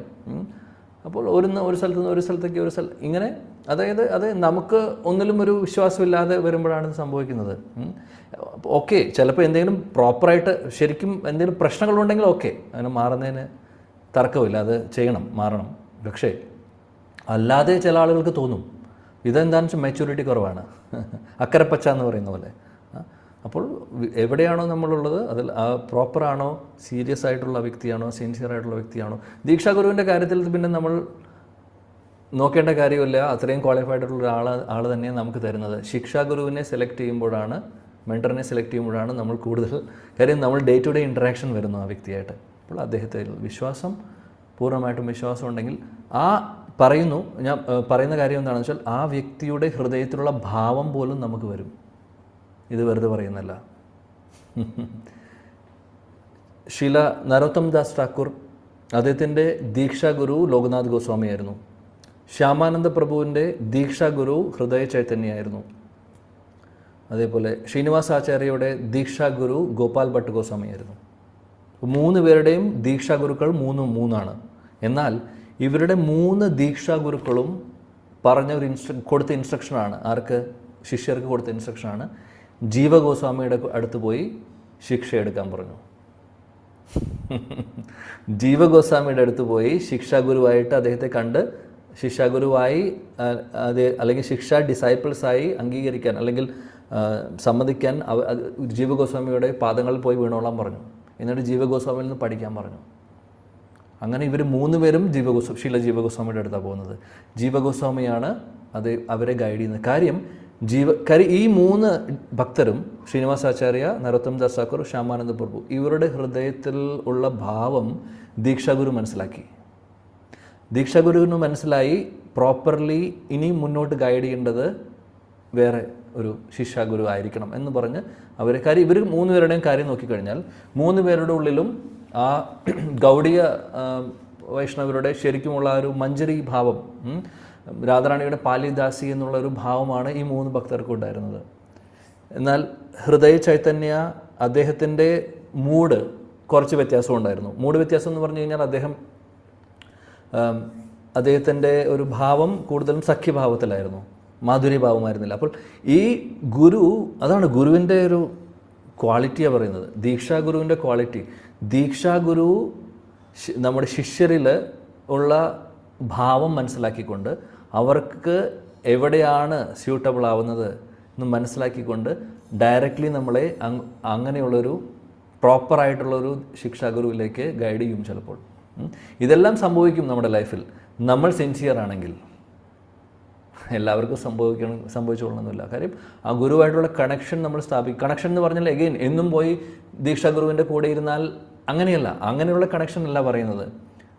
നമ്മൾ ദീക്ഷാഗുരുവിനെ ഗുരുവായിട്ട് ശരിക്കും കണ്ട് ആ വിശ്വാസത്തോടുകൂടി അദ്ദേഹം പറഞ്ഞിട്ടുള്ള കാര്യങ്ങൾ ഭഗവാന് തുല്യം കണ്ട്, നമ്മളിപ്പോൾ നേരത്തെ പറഞ്ഞ പോലെ അങ്ങനെ നമ്മൾ അദ്ദേഹത്തിനെ ഹൃദയത്തിൽ നമ്മൾ സ്ഥാപിച്ചിട്ടുണ്ടെങ്കിൽ പിന്നെ എന്നും നമ്മൾ കാണേണ്ട ആവശ്യമൊന്നുമില്ല. ഇനി കണ്ടില്ലെങ്കിലും അവിടെ വിഷയം വരുന്നില്ല. എന്നാൽ ഹൃദയം തമ്മിലുള്ള കണക്ഷനാണ്. പ്രഭുപാദനെ കാണാതെ ദീക്ഷ സ്വീകരിച്ചിട്ടുള്ള ഒരുപാട് മഹാരാജാക്കന്മാർ, ഒരുപാട് ദീക്ഷാഗുരുക്കൾ ഇന്നുമുണ്ട്. പ്രഭുപാദൻ്റെ ഡിസൈപ്പിൾസാണ്. പ്രഭുപാദനെ ഒരു പ്രാവശ്യം പോലും നേരിട്ട് കണ്ടിട്ടില്ല, എന്നാൽ വാണി കേട്ടിട്ടുണ്ട്. വാണിയിലാണ് കാര്യമൊരുക്കുന്നത്. ഗുരുവായിട്ടുള്ള കണക്ഷൻ ഹൃദയം കണക്ഷനാണ്. അത് വാണിയിലൂടെയാണ് നമുക്ക് കിട്ടുന്നത്. അപ്പോൾ നമ്മൾ ആരാണോ, നമ്മുടെ ഉള്ളിലുള്ള ഭാവം എന്താണോ എന്ന് നേരിട്ട് ഗുരു അടുത്ത് വന്ന് അറിയേണ്ട ആവശ്യം വരുന്നില്ല, അദ്ദേഹത്തിന് മനസ്സിലാവും. അപ്പോൾ അദ്ദേഹം നമുക്ക് അനുസരിച്ച്, നമ്മുടെ മൂഡ് അനുസരിച്ച്, നമ്മുടെ ഭാവം എന്താണോ അതനുസരിച്ചിട്ടുള്ള ഡയറക്ഷനിൽ നമ്മളെ നയിക്കും. ഇതൊക്കെ സംഭവിക്കും. ഇവിടെ ശ്രീനിവാസാചാര്യയുടെ അവരുടെ മൂന്നുപേരുടെയും കാര്യത്തിൽ നേരിട്ട് പറഞ്ഞു, ഗുരുക്കൾ പറഞ്ഞു ശിക്ഷാഗുരുവായിട്ട് ജീവഗോസ്വാമിയെ സ്വീകരിക്കാൻ പറഞ്ഞു. പിന്നീട് ജീവഗോസ്വാമിയാണ് അവരെ ഫുൾ ട്രെയിൻ ചെയ്യുന്നത്. കംപ്ലീറ്റ്ലി മൂന്നുപേരെയും ട്രെയിൻ ചെയ്യുന്ന ജീവഗോസ്വാമിയാണ്. ജീവഗോസ്വാമിയുടെ നിർദ്ദേശപ്രകാരമാണ് പിന്നീട് അവർ മുന്നോട്ട് പ്രചരണം ചെയ്യുന്നതും പുസ്തകങ്ങൾ മുന്നോട്ട് കൊണ്ടുപോകുന്നതും വൈഷ്ണവ സിദ്ധാന്തങ്ങൾ എഴുതുന്നതൊക്കെ. അപ്പോൾ അതാണ് ഗുരു, ദീക്ഷാഗുരുവാണ് ഡയറക്റ്റ് ചെയ്ത് വിട്ടിട്ടുള്ളത്. ഒന്ന് ആലോചിച്ച് നോക്കൂ. അപ്പോൾ അതാണ് ദീക്ഷാഗുരുവിൻ്റെ ശക്തി. സാധാരണ ഒരു വ്യക്തി ആയിരിക്കില്ല. 2, അങ്ങനെയുള്ളൊരു ക്വാളിഫൈഡ് ആയിട്ടുള്ള ശിക്ഷാഗുരുവാണ് ജീവഗോസ്വാമി. ജീവഗോസ്വാമിയെ പോലെ ക്വാളിഫൈഡ് ആയിട്ടുള്ള വേറെ ആരുണ്ട്? അദ്ദേഹം അത്രയും വരിഷ്ഠനായിട്ടുള്ള ഭക്തനാണ്. അപ്പോൾ ഇതാണ് ഗുരു. അപ്പോൾ ഭഗവാൻ, ദീക്ഷാഗുരു, ശിക്ഷാഗുരു, മൂന്ന് വ്യക്തികളും വളരെ വളരെ വളരെ ഇമ്പോർട്ടൻ്റ് ആണ് നമ്മുടെ ലൈഫിൽ. അപ്പോൾ ഭഗവാനുമായിട്ടുള്ളത് പിന്നെ പറയേണ്ട ആവശ്യമില്ല. പ്രോപ്പറായിട്ടുള്ള ദീക്ഷാഗുരുവും നമുക്ക് വരാം. അപ്പോൾ അതേപോലെ നമ്മുടെ ആത്മാർത്ഥതയും ഭാവവും സിൻസിയറിറ്റിയും അനുസരിച്ച് നല്ലൊരു ഗൈഡും മെൻറ്റർ അല്ലെങ്കിൽ ശിക്ഷാഗുരു എന്ത് വേണമെങ്കിൽ നമ്മൾ വിളിക്കാം, ലെവൽ അനുസരിച്ച് അവർ നമ്മുടെ ലൈഫിൽ വന്നു കഴിഞ്ഞാൽ പിന്നെ നമ്മൾ ആ വിശ്വാസത്തോടുകൂടി അവർ പറയുന്ന രീതിയിൽ ഗൈഡൻസ് അനുസരിച്ച് നമ്മൾ ജീവിച്ച് മുന്നോട്ട് പോവുകയാണെങ്കിൽ തീർച്ചയായിട്ടും നമുക്ക് എല്ലാവിധ പുരോഗതിയും ഉണ്ടാവും. സോ ഇതെല്ലാം നമ്മൾ വിചാരിക്കുന്ന പോലെ ഈ കണക്ഷൻസ് എല്ലാം ആത്മീയ തലത്തിലാണ്. അല്ലാതെ വെറുതെ നമ്മൾ പറയുന്ന പോലെ എല്ലാ റിലേഷൻഷിപ്പും ഡയറക്റ്റ് ഫിസിക്കൽ കണക്ഷനിലൂടെ മാത്രമല്ല, ആത്മീയ തലത്തിലുള്ള കണക്ഷൻസ് ഒരുപാടുണ്ട്. ഇതെല്ലാം റിവീൽ ആവുന്നു. ഓക്കെ. ഇപ്പോൾ ഗുരു സാധു ശാസ്ത്രം. അപ്പോൾ ഗുരു എന്ന് പറയുമ്പോൾ നമ്മൾ ശ്രീ ഗുരു എന്ന് പറഞ്ഞു കഴിയുമ്പോൾ ശരിക്കും പറയുകയാണെങ്കിൽ അതിൽ ദീക്ഷാഗുരുവും ശിക്ഷാഗുരുവും വരുന്നു.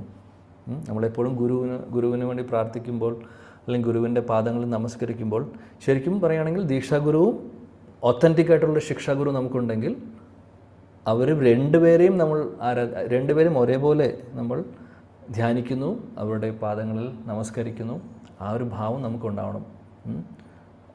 അപ്പോൾ ഇതെല്ലാം ഈ വിശ്വാസവും ഈ അങ്ങനെയുള്ള ധാരണയും ഒക്കെ നമ്മുടെ ഉള്ളിൽ വരുവാണെങ്കിൽ നമ്മുടെ പുരോഗതി എളുപ്പമായിരിക്കും. ഇതിൽ വിശ്വാസങ്ങൾ കുറയുമ്പോഴാണ് പ്രശ്നം വരുന്നത്. ഓക്കെ. ശ്ലോകം 49 നോക്കാം. ഇതി മധ്യേ ചന്ദ്രശേഖർ മിശ്ര തപന ദുഃഖിഹാന ഹായ പ്രഭു പായ കൈല നിവേദന. ശ്ലോകം വായിക്കൂ.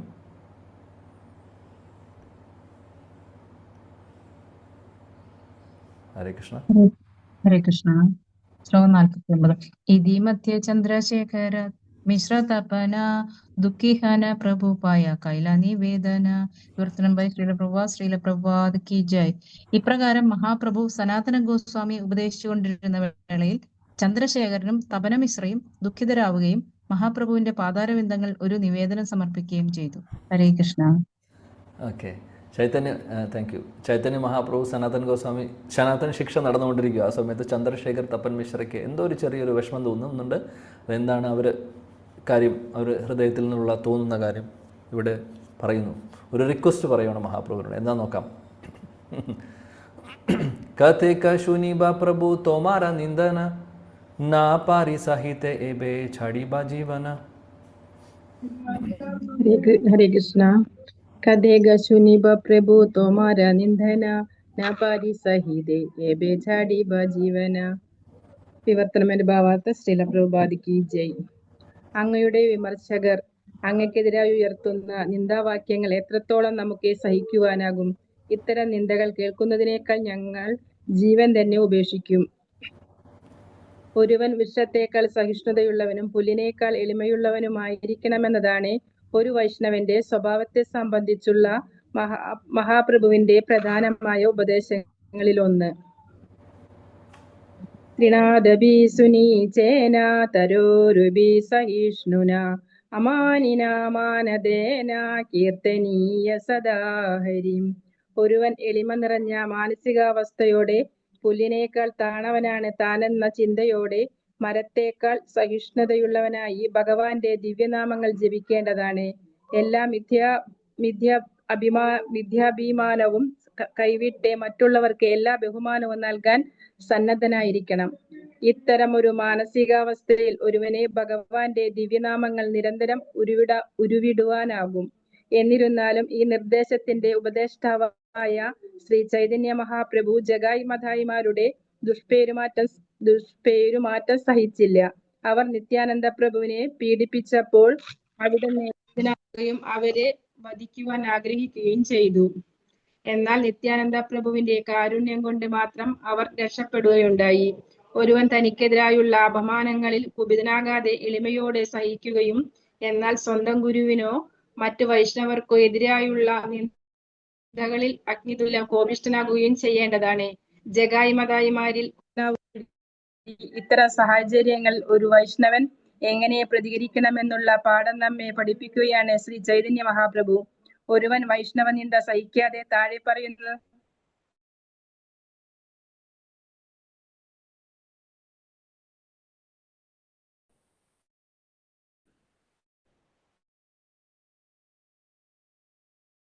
മൂന്നിൽ ഏതെങ്കിലും ഒരു നടപടി സ്വീകരിക്കണം. തൽക്ഷണം ജീവൻ ഉപേക്ഷിക്കണം. ഇതിനും കഴിഞ്ഞില്ലെങ്കിൽ അപ്പോൾ തന്നെ അവിടം വിട്ടുപോകേണ്ടതാണ്. ഒരു സന്യാസിയായിരുന്നിട്ടും ശ്രീ ചൈതന്യ മഹാപ്രഭു കീർത്തനത്തിലും നൃത്തത്തിലും വ്യാപൃതനായിരിക്കുന്നതിനാൽ കാശിയിലെ മായാവാദി സന്യാസിമാർ അദ്ദേഹത്തെ പലവിധേന നിന്ദിച്ചു. ഈ വിമർശനങ്ങൾ ശ്രവിച്ച മഹാപ്രഭുവിന്റെ ഉന്നത ഭക്തന്മാരായ തപന മിശ്രയ്ക്കും ചന്ദ്രശേഖരനും അവ അസഹനീയമായിരുന്നു. അവർക്കത് അവസാനിപ്പിക്കാൻ കഴിയാത്തതിനാൽ മഹാപ്രഭുവിനെ അവർ നിവേദനം നൽകി. അങ്ങയെ നിന്ദിക്കുന്നത് അസഹനീയമായതിനാൽ ഞങ്ങൾ ജീവൻ ഉപേക്ഷിക്കാൻ തീരുമാനിച്ചു കഴിഞ്ഞു. ഹരേ കൃഷ്ണ. ഹരേ കൃഷ്ണ. ഇതായിരുന്നു അവരുടെ ഉള്ളിലുള്ള വിഷമം. തപൻ മിശ്ര, ചന്ദ്രശേഖർ, അവർ രണ്ടുപേരും മഹാപ്രഭുവിനോട് പറയുവാണ്, ഒരുപാട് ആളുകൾ അങ്ങയെ ക്രിട്ടിസൈസ് ചെയ്തുകൊണ്ടിരിക്കുന്നു. നമ്മൾ ഓൾറെഡി പറഞ്ഞിട്ടുണ്ട്. പ്രകാശാനന്ദ സരസ്വതി മായാവതി സന്യാസിയെക്കുറിച്ചും അദ്ദേഹത്തിൻ്റെ ശിഷ്യരെക്കുറിച്ചും ഓൾറെഡി നമ്മൾ ഡിസ്കഷൻ കഴിഞ്ഞു ഇതിനെക്കുറിച്ച് നേരത്തെ. അപ്പോൾ അങ്ങനെയുള്ള മായാവാദി സന്യാസികളൊക്കെ മഹാപ്രഭുവിനെ ഒരുപാട് അവിടെ ക്രിട്ടിസൈസ് ചെയ്യുന്നൊരു സമയമാണ്. കാര്യം മഹാപ്രഭു സാധാരണ സന്യാസിമാർ ചെയ്യുന്ന ഒരു രീതിയിലല്ല കാര്യങ്ങൾ. കാര്യം അദ്ദേഹം സങ്കീർത്തനം ചെയ്യുന്നു, അല്ലേ, അങ്ങനെ നഗര സങ്കീർത്തനം ചെയ്യുന്നു, കണ്ണിൽ നിന്ന് വെള്ളം വരുന്നു, ഡാൻസ് കളിക്കുന്നു. ഇതായിരുന്നു അദ്ദേഹത്തിൻ്റെ ഭാവം. എന്നാൽ സന്യാസിമാർ അങ്ങനെ ചെയ്യാൻ പാടില്ല എന്നുള്ളൊരു കൺസെപ്റ്റാണ് മറ്റുള്ളവർക്കുള്ളത്. അപ്പോൾ അങ്ങനെ ഒരുപാട് ക്രിറ്റിസിസം ഉണ്ടായിരുന്നു. അപ്പോൾ ഇതെല്ലാം തപൻ മിശ്രയ്ക്കും ചന്ദ്രശേഖരനും സഹിക്കാൻ പറ്റുന്നില്ല ആളുകൾ ക്രിട്ടിസൈസ് ചെയ്യുന്നത്, മഹാപ്രഭുവിനെ കുറിച്ച് പറയുന്ന കാര്യം. അതാണ് അവർ പറയുന്നത്, ഞങ്ങൾക്ക് ഇനി ജീവിക്കേണ്ട, ആത്മഹത്യ ചെയ്താൽ മതി എന്ന് പറയുന്നു. പ്രഭുപാദി ഭാവാർത്ഥത്തിൽ ആ ഒരു സിദ്ധാന്തം അപരാധങ്ങൾ അല്ലെങ്കിൽ വൈഷ്ണവ അപരാധത്തെക്കുറിച്ച് ഇവിടെ കൂടുതൽ ഹൈലൈറ്റ് ചെയ്ത് പറയുന്നു. കാര്യം വൈഷ്ണവ അപരാധം എന്ന് പറയുന്നത് വലിയ അപരാധമാണ്. അപ്പം നമ്മളെപ്പോഴും ശ്രദ്ധിക്കേണ്ട കാര്യമാണ്. ഒരു വൈഷ്ണവൻ്റെ പെരുമാറ്റം എന്ന് പറഞ്ഞാൽ എങ്ങനെയായിരിക്കണം? തൃണാദപി ശുനീചേന തരോറിവ സഹിഷ്ണുന മാനീന മാനദേന.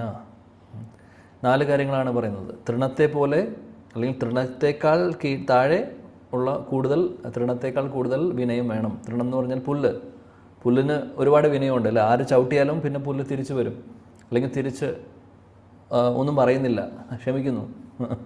അതേപോലെ തരോറിവ സഹിഷ്ണുന. മരങ്ങളെ മുറിച്ചാലും മരങ്ങൾ ചൂടത്ത് നിന്നാലും അവർക്ക് കംപ്ലൈൻ്റ് ഇല്ല. ആരെങ്കിലും വന്ന് മുറിച്ചാലും കംപ്ലൈൻ്റ് ഇല്ല. അവരെല്ലാം ടോളറേറ്റ് ചെയ്യുന്നു. ചൂടും തണുപ്പും എല്ലാം ഒരേപോലെ ടോളറേറ്റ് ചെയ്യുന്നു. അമാനീന മാനദേന. അതേപോലെ 3ാമത്തെ കാര്യം, നമ്മൾ ബഹുമാനം ഒന്നും പ്രതീക്ഷിക്കാതിരിക്കുക, എന്നാൽ എല്ലാവരെയും നമ്മൾ ബഹുമാനിക്കുക. അപ്പം ഇങ്ങോട്ട് ബഹുമാനം വേണ്ട, എന്നാൽ എല്ലാവരെയും നമ്മൾ ബഹുമാനിക്കുക. ഇതാണ് 4 കാര്യങ്ങൾ പറയുന്നത്. ഇങ്ങനെ ഈ 4 കാര്യങ്ങൾ ചെയ്യാൻ, ഈ 4 കാര്യങ്ങൾ ഫോളോ ചെയ്യുന്നവർക്ക് കീർത്തനീയ സദാഹരി, നാമം സദാസമയം ചൊല്ലുവാനുള്ള അനുഗ്രഹം അവർക്ക് കിട്ടുന്നു എന്നാണ് പറയുന്നത്. അപ്പോൾ ഈ 4 ക്വാളിറ്റീസ് ആക്ച്വലി വൈഷ്ണവർക്ക് വേണം. ആക്ച്വലി ഈ ഒരു ശ്ലോകത്തെക്കുറിച്ച് നമ്മൾ ഡിസ്കസ് ചെയ്യാൻ തുടങ്ങിക്കഴിഞ്ഞാൽ ആക്ച്വലി ഒരുപാട് സമയമാണ്. ഒരു ക്ലാസ്സോ 2 ക്ലാസ്സോ പറയാനുള്ളതുണ്ട്. നമ്മൾ അത്രയും ഡീറ്റെയിൽസിലേക്ക് പോകുന്നില്ല. അറ്റ്ലീസ്റ്റ് മനസ്സിലാക്കുക. കാര്യം വിനയത്തെ എടുത്താൽ തന്നെ ഒരുപാട് പറയാനുണ്ട്. വിനയം, അതേപോലെ സഹിഷ്ണുത, 2 എല്ലാവരെയും ബഹുമാനിക്കുക, ഇങ്ങോട്ട് ബഹുമാനമൊന്നും പ്രതീക്ഷിക്കാതിരിക്കുക. ഈ 4 കാര്യങ്ങൾ നമ്മളെപ്പോഴും ഓർക്കുക. ശ്രീല കൃഷ്ണദാസ് കവിരാജ് ഗോസ്വാമി ചൈതന്യ ചരിതാമൃതത്തിലെ അവസാന ഭാഗത്ത് ഇത് ശിഷ്ടാഷ്ടകത്തിലൊരു ശ്ലോകമാണ്, നമുക്കറിയാം. മഹാപ്രഭു 8 ശ്ലോകങ്ങളാണ് നമുക്ക് പറഞ്ഞു തന്നിട്ടുള്ളത്. മഹാപ്രഭുവിൻ്റെ തിരുമുഖത്തിൽ നിന്ന് വരുന്ന അഷ്ടകമാണിത്. ഇത് പല സമയത്ത് പല സ്ഥലങ്ങളിൽ വെച്ചാണ് മഹാപ്രഭു ഇത് പറഞ്ഞിട്ടുള്ളത്. ആക്ച്വലി ഇങ്ങനെ ഒരു സ്ഥലത്ത് ഓർഡർ ഇങ്ങനെ ഇരുന്നുകൊണ്ട് മഹാപ്രഭു ഓക്കെ തൃണാദ വിശ്വനിച്ചേന അങ്ങനെ ഓരോ 1, 2, 3, 4 അങ്ങനെ 8 വരെ പറഞ്ഞതല്ല. പല സാഹചര്യങ്ങളിൽ പല സന്ദർഭങ്ങളിലായിട്ട് പറഞ്ഞ ശ്ലോകങ്ങളാണ്. അതിനെയെല്ലാം ശ്രീല കൃഷ്ണദാസ് കവിരാജ് ഗോസ്വാമി ഒരുമിച്ച് കൊണ്ടുവന്നു. ചൈതന്യ ചരിതാമൃതത്തിൻ്റെ അവസാന ഭാഗത്ത് ഇത് പറയുന്നുണ്ട്. അവിടെ ശ്രീല കൃഷ്ണദാസ് കവിരാജ് ഗോസ്വാമി നമുക്കൊരു ഇൻസ്ട്രക്ഷൻ തരുന്നുണ്ട്. അദ്ദേഹം പറയുന്നുണ്ട്, എല്ലാ വൈഷ്ണവരും ഈ ശ്ലോകത്തെ ഒരു ഹാരമാക്കി മാറ്റി, ഒരു മാലയാക്കി മാറ്റി കഴുത്തിൽ ധരിക്കാൻ. അതായത് ഈ 4 കാര്യങ്ങൾ ഒരു വൈഷ്ണവനെ സംബന്ധിച്ച് വളരെ ഇമ്പോർട്ടൻ്റ് ആണ്, വളരെ വളരെ ഇമ്പോർട്ടൻ്റ് ആണ്. ഇതിലാണ് എല്ലാം ഇരിക്കുന്നത്. ശ്രീല രാധാനന്ദ സ്വാമി മഹാരാജ് എപ്പോഴും പറയും, ഈ 4 കാര്യങ്ങൾ ഇവിടെ നെറ്റിയിൽ ഒട്ടിക്കുന്ന കാര്യം ഒട്ടിച്ചുകൊണ്ട് മാത്രം മറ്റുള്ളവരെ കാണിക്കാനല്ല, നമ്മൾ ഫോളോ ചെയ്യുക എന്നുള്ളത്. അദ്ദേഹം അതിൻ്റെ ഒരു മൂർത്തി സ്വരൂപമാണ്. ഈ 4 കാര്യങ്ങളും ഫോളോ ചെയ്യുന്ന അതിൻ്റെ ഒരു എപ്പിട്ടോമിയാണ്, ശരിക്കും എപ്പിട്ടോമാണ് ശ്രീല രാധാനന്ദ മഹാരാജ്. അപ്പോൾ അദ്ദേഹം എപ്പോഴും പറയും, അദ്ദേഹത്തിൻ്റെ എല്ലാ ക്ലാസ്സുകളിലും ഈ ശ്ലോകം കോട്ട് ചെയ്യും. എല്ലാ ക്ലാസ്സുകളിലും ഒരു പ്രാവശ്യങ്ങളും അദ്ദേഹം കോട്ട് ചെയ്യാതിരിക്കില്ല, പറയാതിരിക്കില്ല. അത്രയും ഇമ്പോർട്ടൻ്റ് കാര്യം. വൈഷ്ണവനുടെ ഈ ഒരു 4 ഇത് സദാചാരത്തിൻ്റെ ഭാഗമാണ്. ഈ ക്വാളിറ്റീസ് ഉണ്ടാവണം എന്നുള്ളത് മിനിമം ക്വാളിറ്റീസാണ്. അതുകൊണ്ട് നമുക്ക് അനലൈസ് ചെയ്യുമ്പോൾ അറിയാം എത്രമാത്രം ഉണ്ടെന്ന്. നമ്മളിതിലെല്ലാത്തിലും ഫെയിലാവുന്നു. ഒന്ന്, വിനയം ഇല്ല, ആർട്ടിഫിഷ്യലാണെല്ലാം. വിനയം എന്ന് പറഞ്ഞു കഴിഞ്ഞാൽ അത് നാച്ചുറൽ ആയിരിക്കണം. 2, ടോളറൻസിൻ്റെ കാര്യം പറയണ്ട. എന്തെങ്കിലും ഒരു ചെറിയൊരു പ്രശ്നം മതി, അപ്പോഴേക്കും നമ്മൾ വിറച്ചു തുടങ്ങും. കാളിയനെ പോലെ പത്തികൾ ഉയർത്തും. അതാണ് നമ്മുടെ അവസ്ഥ. ടോളറേറ്റ് ചെയ്യാൻ അറിയില്ല.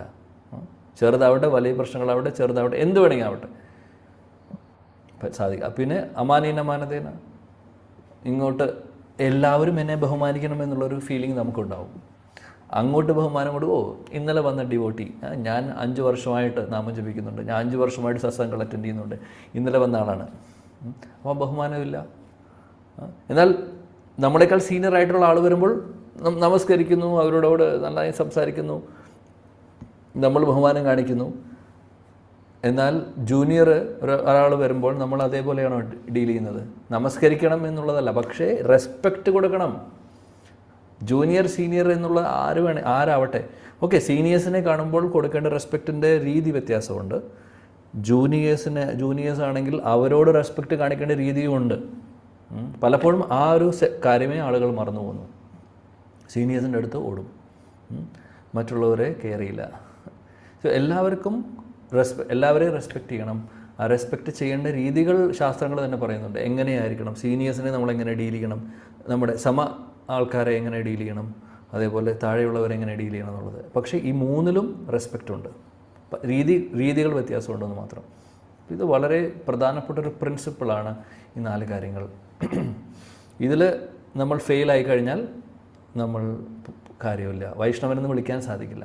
അപ്പോൾ ഇത് എത്ര ജന്മങ്ങൾ എടുക്കേണ്ടി വരും എന്നറിയില്ല ഈ ക്വാളിറ്റീസ് ശരിക്കും നമ്മുടെ ഹൃദയത്തിൽ വരണമെങ്കിൽ. അതെങ്ങനെ സാധിക്കും? ഭഗവാന്റെ കൃപയുണ്ടെങ്കിൽ സാധിക്കും. അതിലേക്കുള്ള വഴി തന്നെയാണ് നാമം. ഇപ്പോൾ ശുദ്ധനാമം ചൊല്ലണം, നമ്മുടെ നാവിൽ നിന്ന് ശുദ്ധനാമം വരണമെങ്കിൽ ഈ 4 ക്വാളിറ്റീസ് വേണമെന്നാണ് മഹാപ്രഭു പറയുന്നത്. അപ്പോൾ നമ്മളിപ്പോഴും നാമം ജപിക്കുന്നുണ്ട്, നമുക്ക് ഈ ക്വാളിറ്റീസ് ഇല്ല. കീർത്തനീയ സദാഹരി, ഇത് സാധാരണ കീർത്തനത്തെക്കുറിച്ചല്ല പറയുന്നത്. സദാസമയം 24 മണിക്കൂറും ആർട്ടിഫിഷ്യലി മെക്കാനിക്കലി ചെയ്യുന്നതല്ല, ആ ഭാവത്തോടു കൂടി ആ ശുദ്ധനാമത്തെക്കുറിച്ചാണ് പറയുന്നത്. എങ്ങനെയാണോ ശ്രീല ഹരിദാസ് ഠാക്കൂർ ചൊല്ലുന്നുണ്ടായിരുന്നത് അതേപോലെ. കാര്യം ഹരിദാസ് ഠാക്കൂറിന് ഈ 4 ക്വാളിറ്റീസും ഉണ്ടായിരുന്നു. സനാതൻ രൂപ ഗോസ്വാമിക്കും ഉണ്ടായിരുന്നു. നമ്മുടെ ആചാര്യന്മാർക്ക് എല്ലാവർക്കും ഉണ്ട്. ശ്രീല പ്രഭുപാദനുണ്ട്. അപ്പോൾ അതാണ് ആ ഒരു ലെവൽ. അപ്പോൾ അവിടേക്ക് എത്താനുള്ള മാർഗം കോൺസ്റ്റൻറ്റ് പ്രാക്ടീസ് തന്നെ.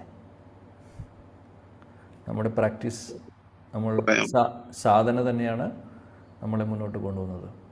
നല്ല രീതിയിൽ സാധന, നല്ല രീതിയിൽ, അതായത് പൂർണ്ണമായിട്ടും ഭഗവാനെ ആശ്രയിച്ചുകൊണ്ട്, ഗുരുവിനെ ആശ്രയിച്ചുകൊണ്ട് ആ ഒരു ഭാവത്തോടു കൂടി നമ്മൾ സാധന ചെയ്ത് മുന്നോട്ട് പോകുമ്പോൾ തീർച്ചയായിട്ടും ആ ഒരു ഇമ്പ്രൂവ്മെൻറ്റ് നമുക്ക് കാണാൻ സാധിക്കും.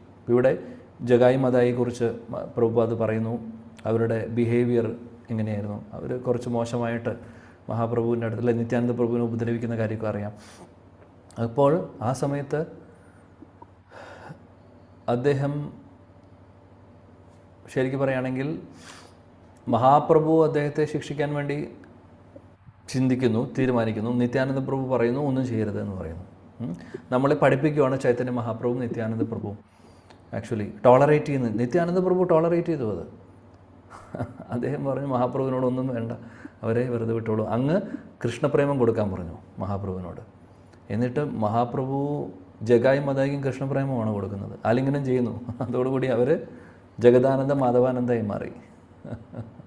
ജഗദാനന്ദ ദാസും മാധവാനന്ദ ദാസ്. അപ്പോൾ അതാണ് ആ ടോളറൻസ്. നമ്മുടെ വൈഷ്ണവാചാര്യന്മാരും പ്രഭുപാദനെക്കുറിച്ച് പറയുകയാണെങ്കിൽ ടോളറൻസ് അദ്ദേഹത്തിൻ്റെ ലൈഫിൽ നോക്കിക്കഴിഞ്ഞാൽ പറയാനില്ല. അതാണ് ഞാൻ പറഞ്ഞത്, ഈ ഓരോ ടോപ്പിക്, ഈ 4 കാര്യങ്ങൾ നമ്മൾ എടുത്ത് പറഞ്ഞു തുടങ്ങിക്കഴിഞ്ഞാൽ ആക്ച്വലി 4 ക്ലാസ്സായി മിനിമം 4 ക്ലാസ് ചിലപ്പോൾ തീരില്ല, എന്നാലും അത്രയും വലിയൊരു ടോപ്പിക്കാണ്, ഡീപ്പായിട്ടുള്ളൊരു സബ്ജക്റ്റാണത്. എന്താണെങ്കിലും നമ്മൾ ഈ ഒരു ക്വാളിറ്റീസ് നമുക്ക് ഉണ്ടാവില്ല, പക്ഷേ ഈ ക്വാളിറ്റീസ് നമുക്ക് വരാൻ വേണ്ടി നമ്മൾ പ്രാർത്ഥിക്കുക, അതിനുവേണ്ടി നാല് കാര്യങ്ങൾ ഒന്നുകൂടെ പറയാമോ? തൃണാദഭിശുനിചേന തരോരപി സഹിഷ്ണുന അമാനീന മാനദേന. വിനയം, സഹിഷ്ണുത, എല്ലാവരെയും ബഹുമാനിക്കുക, തിരിച്ച് ബഹുമാനമൊന്നും പ്രതീക്ഷിക്കാതിരിക്കുക. പിന്നീട് ഇവിടെ ഭാവാർത്ഥത്തിൽ പറയുന്നു ശീലപ്രഭുപാദി വൈഷ്ണവരെ ക്രിട്ടിസൈസ് ചെയ്യുന്ന കാര്യം. വൈഷ്ണവരുടെ ക്രിറ്റിസിസം അത് ഏറ്റവും അപകടം പിടിച്ച കാര്യമാണ്. വൈഷ്ണവരുടെ ക്രിറ്റിസിസം നമ്മൾ പറയാതിരിക്കുക, കേൾക്കുന്നതും തെറ്റാണ്. ക്രിറ്റിസിസം നമ്മൾ ഒരിക്കലും കേൾക്കാനും പാടില്ല. അതാണ് ഇവിടെ പറയുന്നത്. തപൻ മിശ്ര ചന്ദ്രശേഖർ പറയുന്നത്, ഞങ്ങളിങ്ങനെ അങ്ങയെക്കുറിച്ച് ഒരുപാട് ക്രിറ്റിസിസം കേട്ടുകൊണ്ടിരിക്കുകയാണ്, അതുകൊണ്ട് ഞങ്ങൾക്ക് ജീവിതം അവസാനിപ്പിക്കണം. കാര്യം ശാസ്ത്രങ്ങൾ ഒരു കാര്യമാണ് പറയുന്നത്. ഒന്ന്, ഇങ്ങനെ ക്രിറ്റിസിസം കേൾക്കുമ്പോൾ ശാസ്ത്രങ്ങൾ പറയുന്ന കാര്യം എന്താണെന്ന് വെച്ചാൽ, ഒന്ന്, നമുക്ക് ആർഗ്യൂ ചെയ്ത് അവരെ തോൽപ്പിക്കാൻ സാധിക്കണം. അതായത് സിദ്ധാന്തം പറഞ്ഞ് ശാസ്ത്രങ്ങളിൽ നിന്നുള്ള കാര്യങ്ങൾ പറഞ്ഞ് സിദ്ധാന്തം പറഞ്ഞ് ക്രിറ്റിസിസത്തെ നമുക്ക് മൂടാൻ പറ്റണം, അല്ലെങ്കിൽ തകർക്കാൻ പറ്റണം. ഒന്ന്, സ്റ്റോപ്പ് ചെയ്യിപ്പിച്ച് വേണ്ട സിദ്ധാന്തങ്ങൾ അത് നിർത്തിപ്പിച്ച് അതേപോലെ സിദ്ധാന്തങ്ങൾ പറഞ്ഞു കൊടുത്ത് മനസ്സിലാക്കിപ്പിച്ച്, അതായത് ആ ഒരു കഴിവ് വേണം. അതാണ് ഒന്ന്. 2, സാധിക്കില്ലെങ്കിൽ മരിക്കണം എന്നാണ് പറയുന്നത്. 3, അല്ലെങ്കിൽ അവിടുന്ന് ആ സ്ഥലത്തു നിന്ന് പോവുക, കൂടുതൽ കേൾക്കാതിരിക്കുക. കാര്യം ക്രിറ്റിസിസം കേൾക്കുന്നതും അപകടമാണ്. നമ്മൾ പറഞ്ഞില്ലെങ്കിലും നമ്മൾ ചെയ്തില്ലെങ്കിലും ഇങ്ങോട്ട് കേൾക്കുന്നതും അത് വലിയൊരു അപകടമാണ്, നമ്മുടെ കോൺഷ്യസ്നസിനെ ബാധിക്കും. ഇവിടെ തപൻ മിശ്ര ചന്ദ്രശേഖർ പറയുന്നത്, ഞങ്ങൾക്കിത് ടോളറേറ്റ് ചെയ്യാൻ അത്രമാത്രം ക്രിറ്റിസിസമാണ് കേൾക്കുന്നത്, അതുകൊണ്ട് ഞങ്ങൾക്ക് ജീവിതം അവസാനിപ്പിക്കണം. ഞങ്ങൾക്ക് ഒന്നും തിരിച്ച് പറയാൻ സാധിക്കുന്നില്ല. അവരെ ആ വാദങ്ങൾ തിരിച്ച് പറഞ്ഞ് മനസ്സിലാക്കിപ്പിക്കാൻ ഞങ്ങൾക്ക് സാധിക്കുന്നില്ല, അതുകൊണ്ട് ഞങ്ങൾക്ക് ഇരുന്നിട്ട് കാര്യമില്ല എന്ന് തോന്നുവാണ് എന്ന് പറയുക. അത് അവരുടെ വിനയം കൊണ്ട് അവർ പറയുന്നതാണ്. മഹാപ്രഭു ഇതെല്ലാം കേട്ട് പിന്നെ അവസാനം നമ്മൾ കാണുന്നു മഹാപ്രഭു ഇറങ്ങുന്നു, അങ്ങനെ എല്ലാവർക്കും മഹാകൃപ കൊടുക്കുന്നു. അങ്ങനെയാണ് പ്രകാശാനന്ദ സരസ്വതിയും മറ്റുള്ളവരൊക്കെ പിന്നീട് കാണുന്നത്. ആക്ച്വലി ആ സംഭവങ്ങളൊക്കെ പിന്നീട് നടക്കുന്നതാണ്. അതിന് മുമ്പുള്ള കുറച്ച് കാര്യങ്ങളാണ് ഇപ്പോൾ നമ്മൾ ചർച്ച ചെയ്യുന്നത്. പ്രകാശാനന്ദ സരസ്വതി കാണുന്നതും അവരെ മാറ്റുന്നതും കൺവേർട്ട് ചെയ്യുന്നതും കംപ്ലീറ്റ്ലി മാറുന്നതൊക്കെ പിന്നീട് വരുന്ന ലീലയാണ്.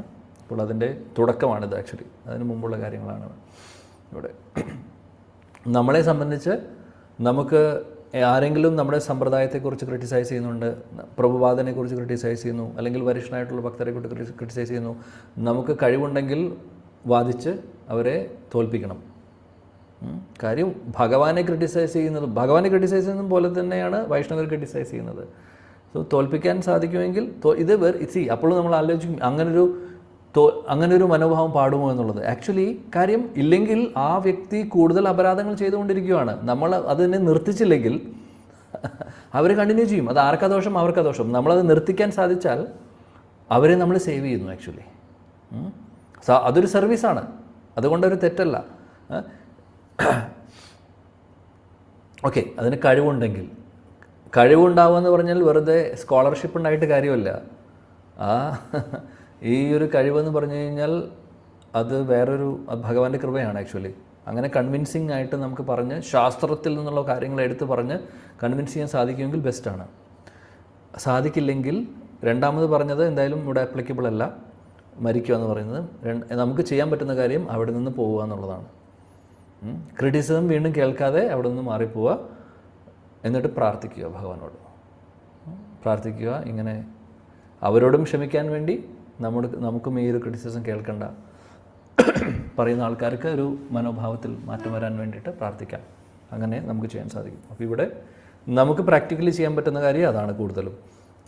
അപ്പോൾ എവിടെയെങ്കിലും ഭക്തർ കൂടി ആൾക്കാരെക്കുറിച്ച് മോശമായിട്ടുള്ള കാര്യങ്ങൾ പറയുന്നുണ്ട്, ക്രിട്ടിസൈസ് ചെയ്യുന്നുണ്ടെങ്കിൽ അത് ശരിയോ തെറ്റോ എന്നുള്ളതും വിഷയമല്ല. നമ്മൾ ചിലപ്പോൾ ശരിക്കും എന്തെങ്കിലും തെറ്റുകൾ സംഭവിച്ചിട്ടുള്ള കാര്യമായിരിക്കും ചർച്ച ചെയ്യുന്നത്. അറിഞ്ഞില്ലേ, അങ്ങനെയാണ് ആ പ്രഭു ഇങ്ങനെ, ഈ മാതാച്ചി ഇങ്ങനെ, അവരങ്ങനെ ഇങ്ങനെ. എന്തിനാണ് ആവശ്യമില്ലാത്ത കാര്യങ്ങൾക്ക് പോകുന്നത്? ചിലപ്പോൾ പറയുന്നത് എന്തെങ്കിലും ഒരു ചെറിയൊരു പാളിച്ച പറ്റിയിട്ടുണ്ടാവും, ചിലപ്പോൾ അവരുടെ ലൈഫിൽ എന്തെങ്കിലും സംഭവിച്ചിട്ടുണ്ടാവും. പക്ഷേ നമ്മളതിൽ എണ്ണ ഒഴിച്ച് 4 ആളോട് പറഞ്ഞു, പിന്നെ 10 ആളോട് പറഞ്ഞു, എല്ലാവരും. എന്തിനാണ് ഇത്? ക്രിറ്റിസിസമാണ് ആക്ച്വലി. നമുക്ക് ആരെയും ക്രിറ്റിസൈസ് ചെയ്യാനുള്ള അധികാരമില്ല. കാര്യം ഭഗവാൻ നോക്കിക്കോളൂ അവരുടെ കാര്യം. ഭഗവാൻ ഭഗവത്ഗീതയിൽ പറയുന്നുണ്ട്, പ്രിൻസിപ്പിൾസ് ഫോളോ ചെയ്തിട്ട് അതിൽ നിന്ന് ഡീവിയേഷൻ വന്നു കഴിഞ്ഞാൽ അവരെ പോലും ഞാൻ സാധുവായിട്ടാണ് കാണുന്നതെന്ന്. ഭഗവാൻ സാധുവായിട്ട് അവരെ കാണുന്നുണ്ട്, പിന്നെ നമ്മൾ ആരാ ക്രിറ്റിസൈസ് ചെയ്യാൻ? അപ്പോൾ പല ആളുകൾക്കും പല വീഴ്ചകളും പല ഡീവിയേഷൻസും വരാം. അത് താൽക്കാലികമാണ്, തിരിച്ചവർ വരും. പക്ഷേ ആ സമയം നോക്കി നമ്മൾ അവരങ്ങനെ ചെയ്തു, ഇവരങ്ങനെ ചെയ്തു, അവിടെ ഇവിടെ പോയി പറഞ്ഞു, ഇതൊക്കെ വളരെ മോശമായിട്ടുള്ള ജോലിയാണ്, വളരെ മോശമായിട്ടുള്ള സ്വഭാവമാണ്. മഹാപ്രഭു ഒരിക്കലും ഇഷ്ടപ്പെടില്ല ഇത്. അതുകൊണ്ട് നമ്മൾ വളരെയധികം ശ്രദ്ധിക്കണം. ക്രിറ്റിസിസം ഉണ്ടോ, ചെവി രണ്ടും മൂടി ഹരിനാമം ചൊല്ലി അവിടെ നിന്ന് രക്ഷപ്പെടാൻ നോക്കുക. ഓക്കെ. എന്നാൽ എവിടെയാണോ ഭഗവാനെക്കുറിച്ചും ഭക്തരെക്കുറിച്ചും സ്തുതികളുള്ളത് അവിടെ നമ്മൾ സ്തുതിക്കുക. ജയ്. ഈ ചെവികൾ നമ്മൾ ആവശ്യമില്ലാതെ കണ്ടാമിനേറ്റ് ചെയ്യാൻ പാടില്ല. ഈ നാവും കണ്ടാമിനേറ്റ് ചെയ്യരുത്, നമ്മുടെ കോൺഷ്യസ്നസ്സും കണ്ടാമിനേറ്റ് ചെയ്യരുത്. ചെയ്തു കഴിഞ്ഞാൽ പിന്നെ ബുദ്ധിമുട്ടാണ്. കണ്ടാമിനേഷൻ എളുപ്പമാണ്, മലിനമാവാൻ വളരെ എളുപ്പമാണ്. 1 മിനിറ്റ് പോലും വേണ്ട. എന്നാൽ ആ 1 മിനിറ്റ് കൊണ്ട് നമ്മൾ നഷ്ടപ്പെട്ടിട്ടുള്ളത് തിരിച്ചു പിടിക്കാൻ 1 വർഷം പിടിക്കും നമുക്ക് മിനിമം. അതൊരു സമയം അങ്ങനെ എവിടെയും പറഞ്ഞിട്ടില്ല, പക്ഷെ പറയുവാണ് ഒരുപാട് സമയം വേണം. തിരിച്ച് നമ്മൾ ആ 1 മിനിറ്റിൽ നമുക്ക് സംഭവിച്ചിട്ടുള്ള കോൺഷ്യസ്നെസ്സിൻ്റെ ആ ഒരു പ്രശ്നം തിരിച്ചു പിടിക്കാൻ നമുക്ക് മാസങ്ങളും ചിലപ്പോൾ വർഷങ്ങളും പിടിക്കും. അപ്പോൾ അത്രയും ഡെലിക്കേറ്റാണ്, തമാശയല്ല. അതുകൊണ്ട് എപ്പോഴും വൈഷ്ണവരുടെ ഒരു പ്രൊട്ടക്ഷനിൽ നാമത്തെ ആശ്രയിക്കുക, ഭഗവാനെ ആശ്രയിക്കുക, നല്ല വരിഷ്ഠരായിട്ടുള്ള ഭക്തരുമായിട്ട് കണക്റ്റഡ് ആയിട്ടിരിക്കുക. അങ്ങനെ ആ പോസിറ്റീവായിട്ടുള്ള വൈബ്രേഷൻ നമ്മുടെ ഉള്ളിലേക്ക് കൊണ്ടുവരിക. നെഗറ്റീവ് ഫോഴ്സസ് ഉണ്ടെങ്കിൽ ഡിസ്റ്റൻസ് കീപ്പ് ചെയ്യുക, റെസ്പെക്റ്റ് ചെയ്യുക, റെസ്പെക്റ്റ്ഫുള്ളി ഡിസ്റ്റൻസ് കീപ്പ് ചെയ്യുക. അതാണ് ശരിയായിട്ടുള്ള ടേം. റെസ്പെക്റ്റ്ഫുള്ളി ഡിസ്റ്റൻസ് കീപ്പ് ചെയ്യുക. ബിക്കോസ് നമ്മളാരും ഉത്തമാധികാരികളല്ല. ഉത്തമാധികാരികൾക്ക് ആരെ പോലും ഡീൽ ചെയ്യാനും അവരുടെ കൂടെ സമ്പർക്കം വന്നാലും സംഘം കൂടിയാലും അവരൊന്നും മാറാൻ പോകുന്നില്ല. നമുക്ക് ചെറിയൊരു കാറ്റടിപ്പിടിക്കും നമ്മൾ മാറും. അതുകൊണ്ട് നമ്മുടെ പ്രൊട്ടക്ഷൻ വളരെ ഇമ്പോർട്ടൻ്റ് ആണ്. We have to protect our self. So it's very important. Okay. So അത് പറഞ്ഞുകൊണ്ട് ഞാൻ അവസാനിപ്പിക്കുന്നു. श्री चैतन्य चरितामृत की जय, श्री कृष्णदास कविराज गोस्वामी की जय, श्री सचिनंदन श्री गौर हरि की जय, श्रीला प्रभुपाद की जय, गौड़ी गुरुवृंद की जय. जय जय Shri Radhe Shyam. Thank you. Hare Krishna. Thank you very much. നാട്ടിലെത്തിയോ? നാട്ടിലാണ്.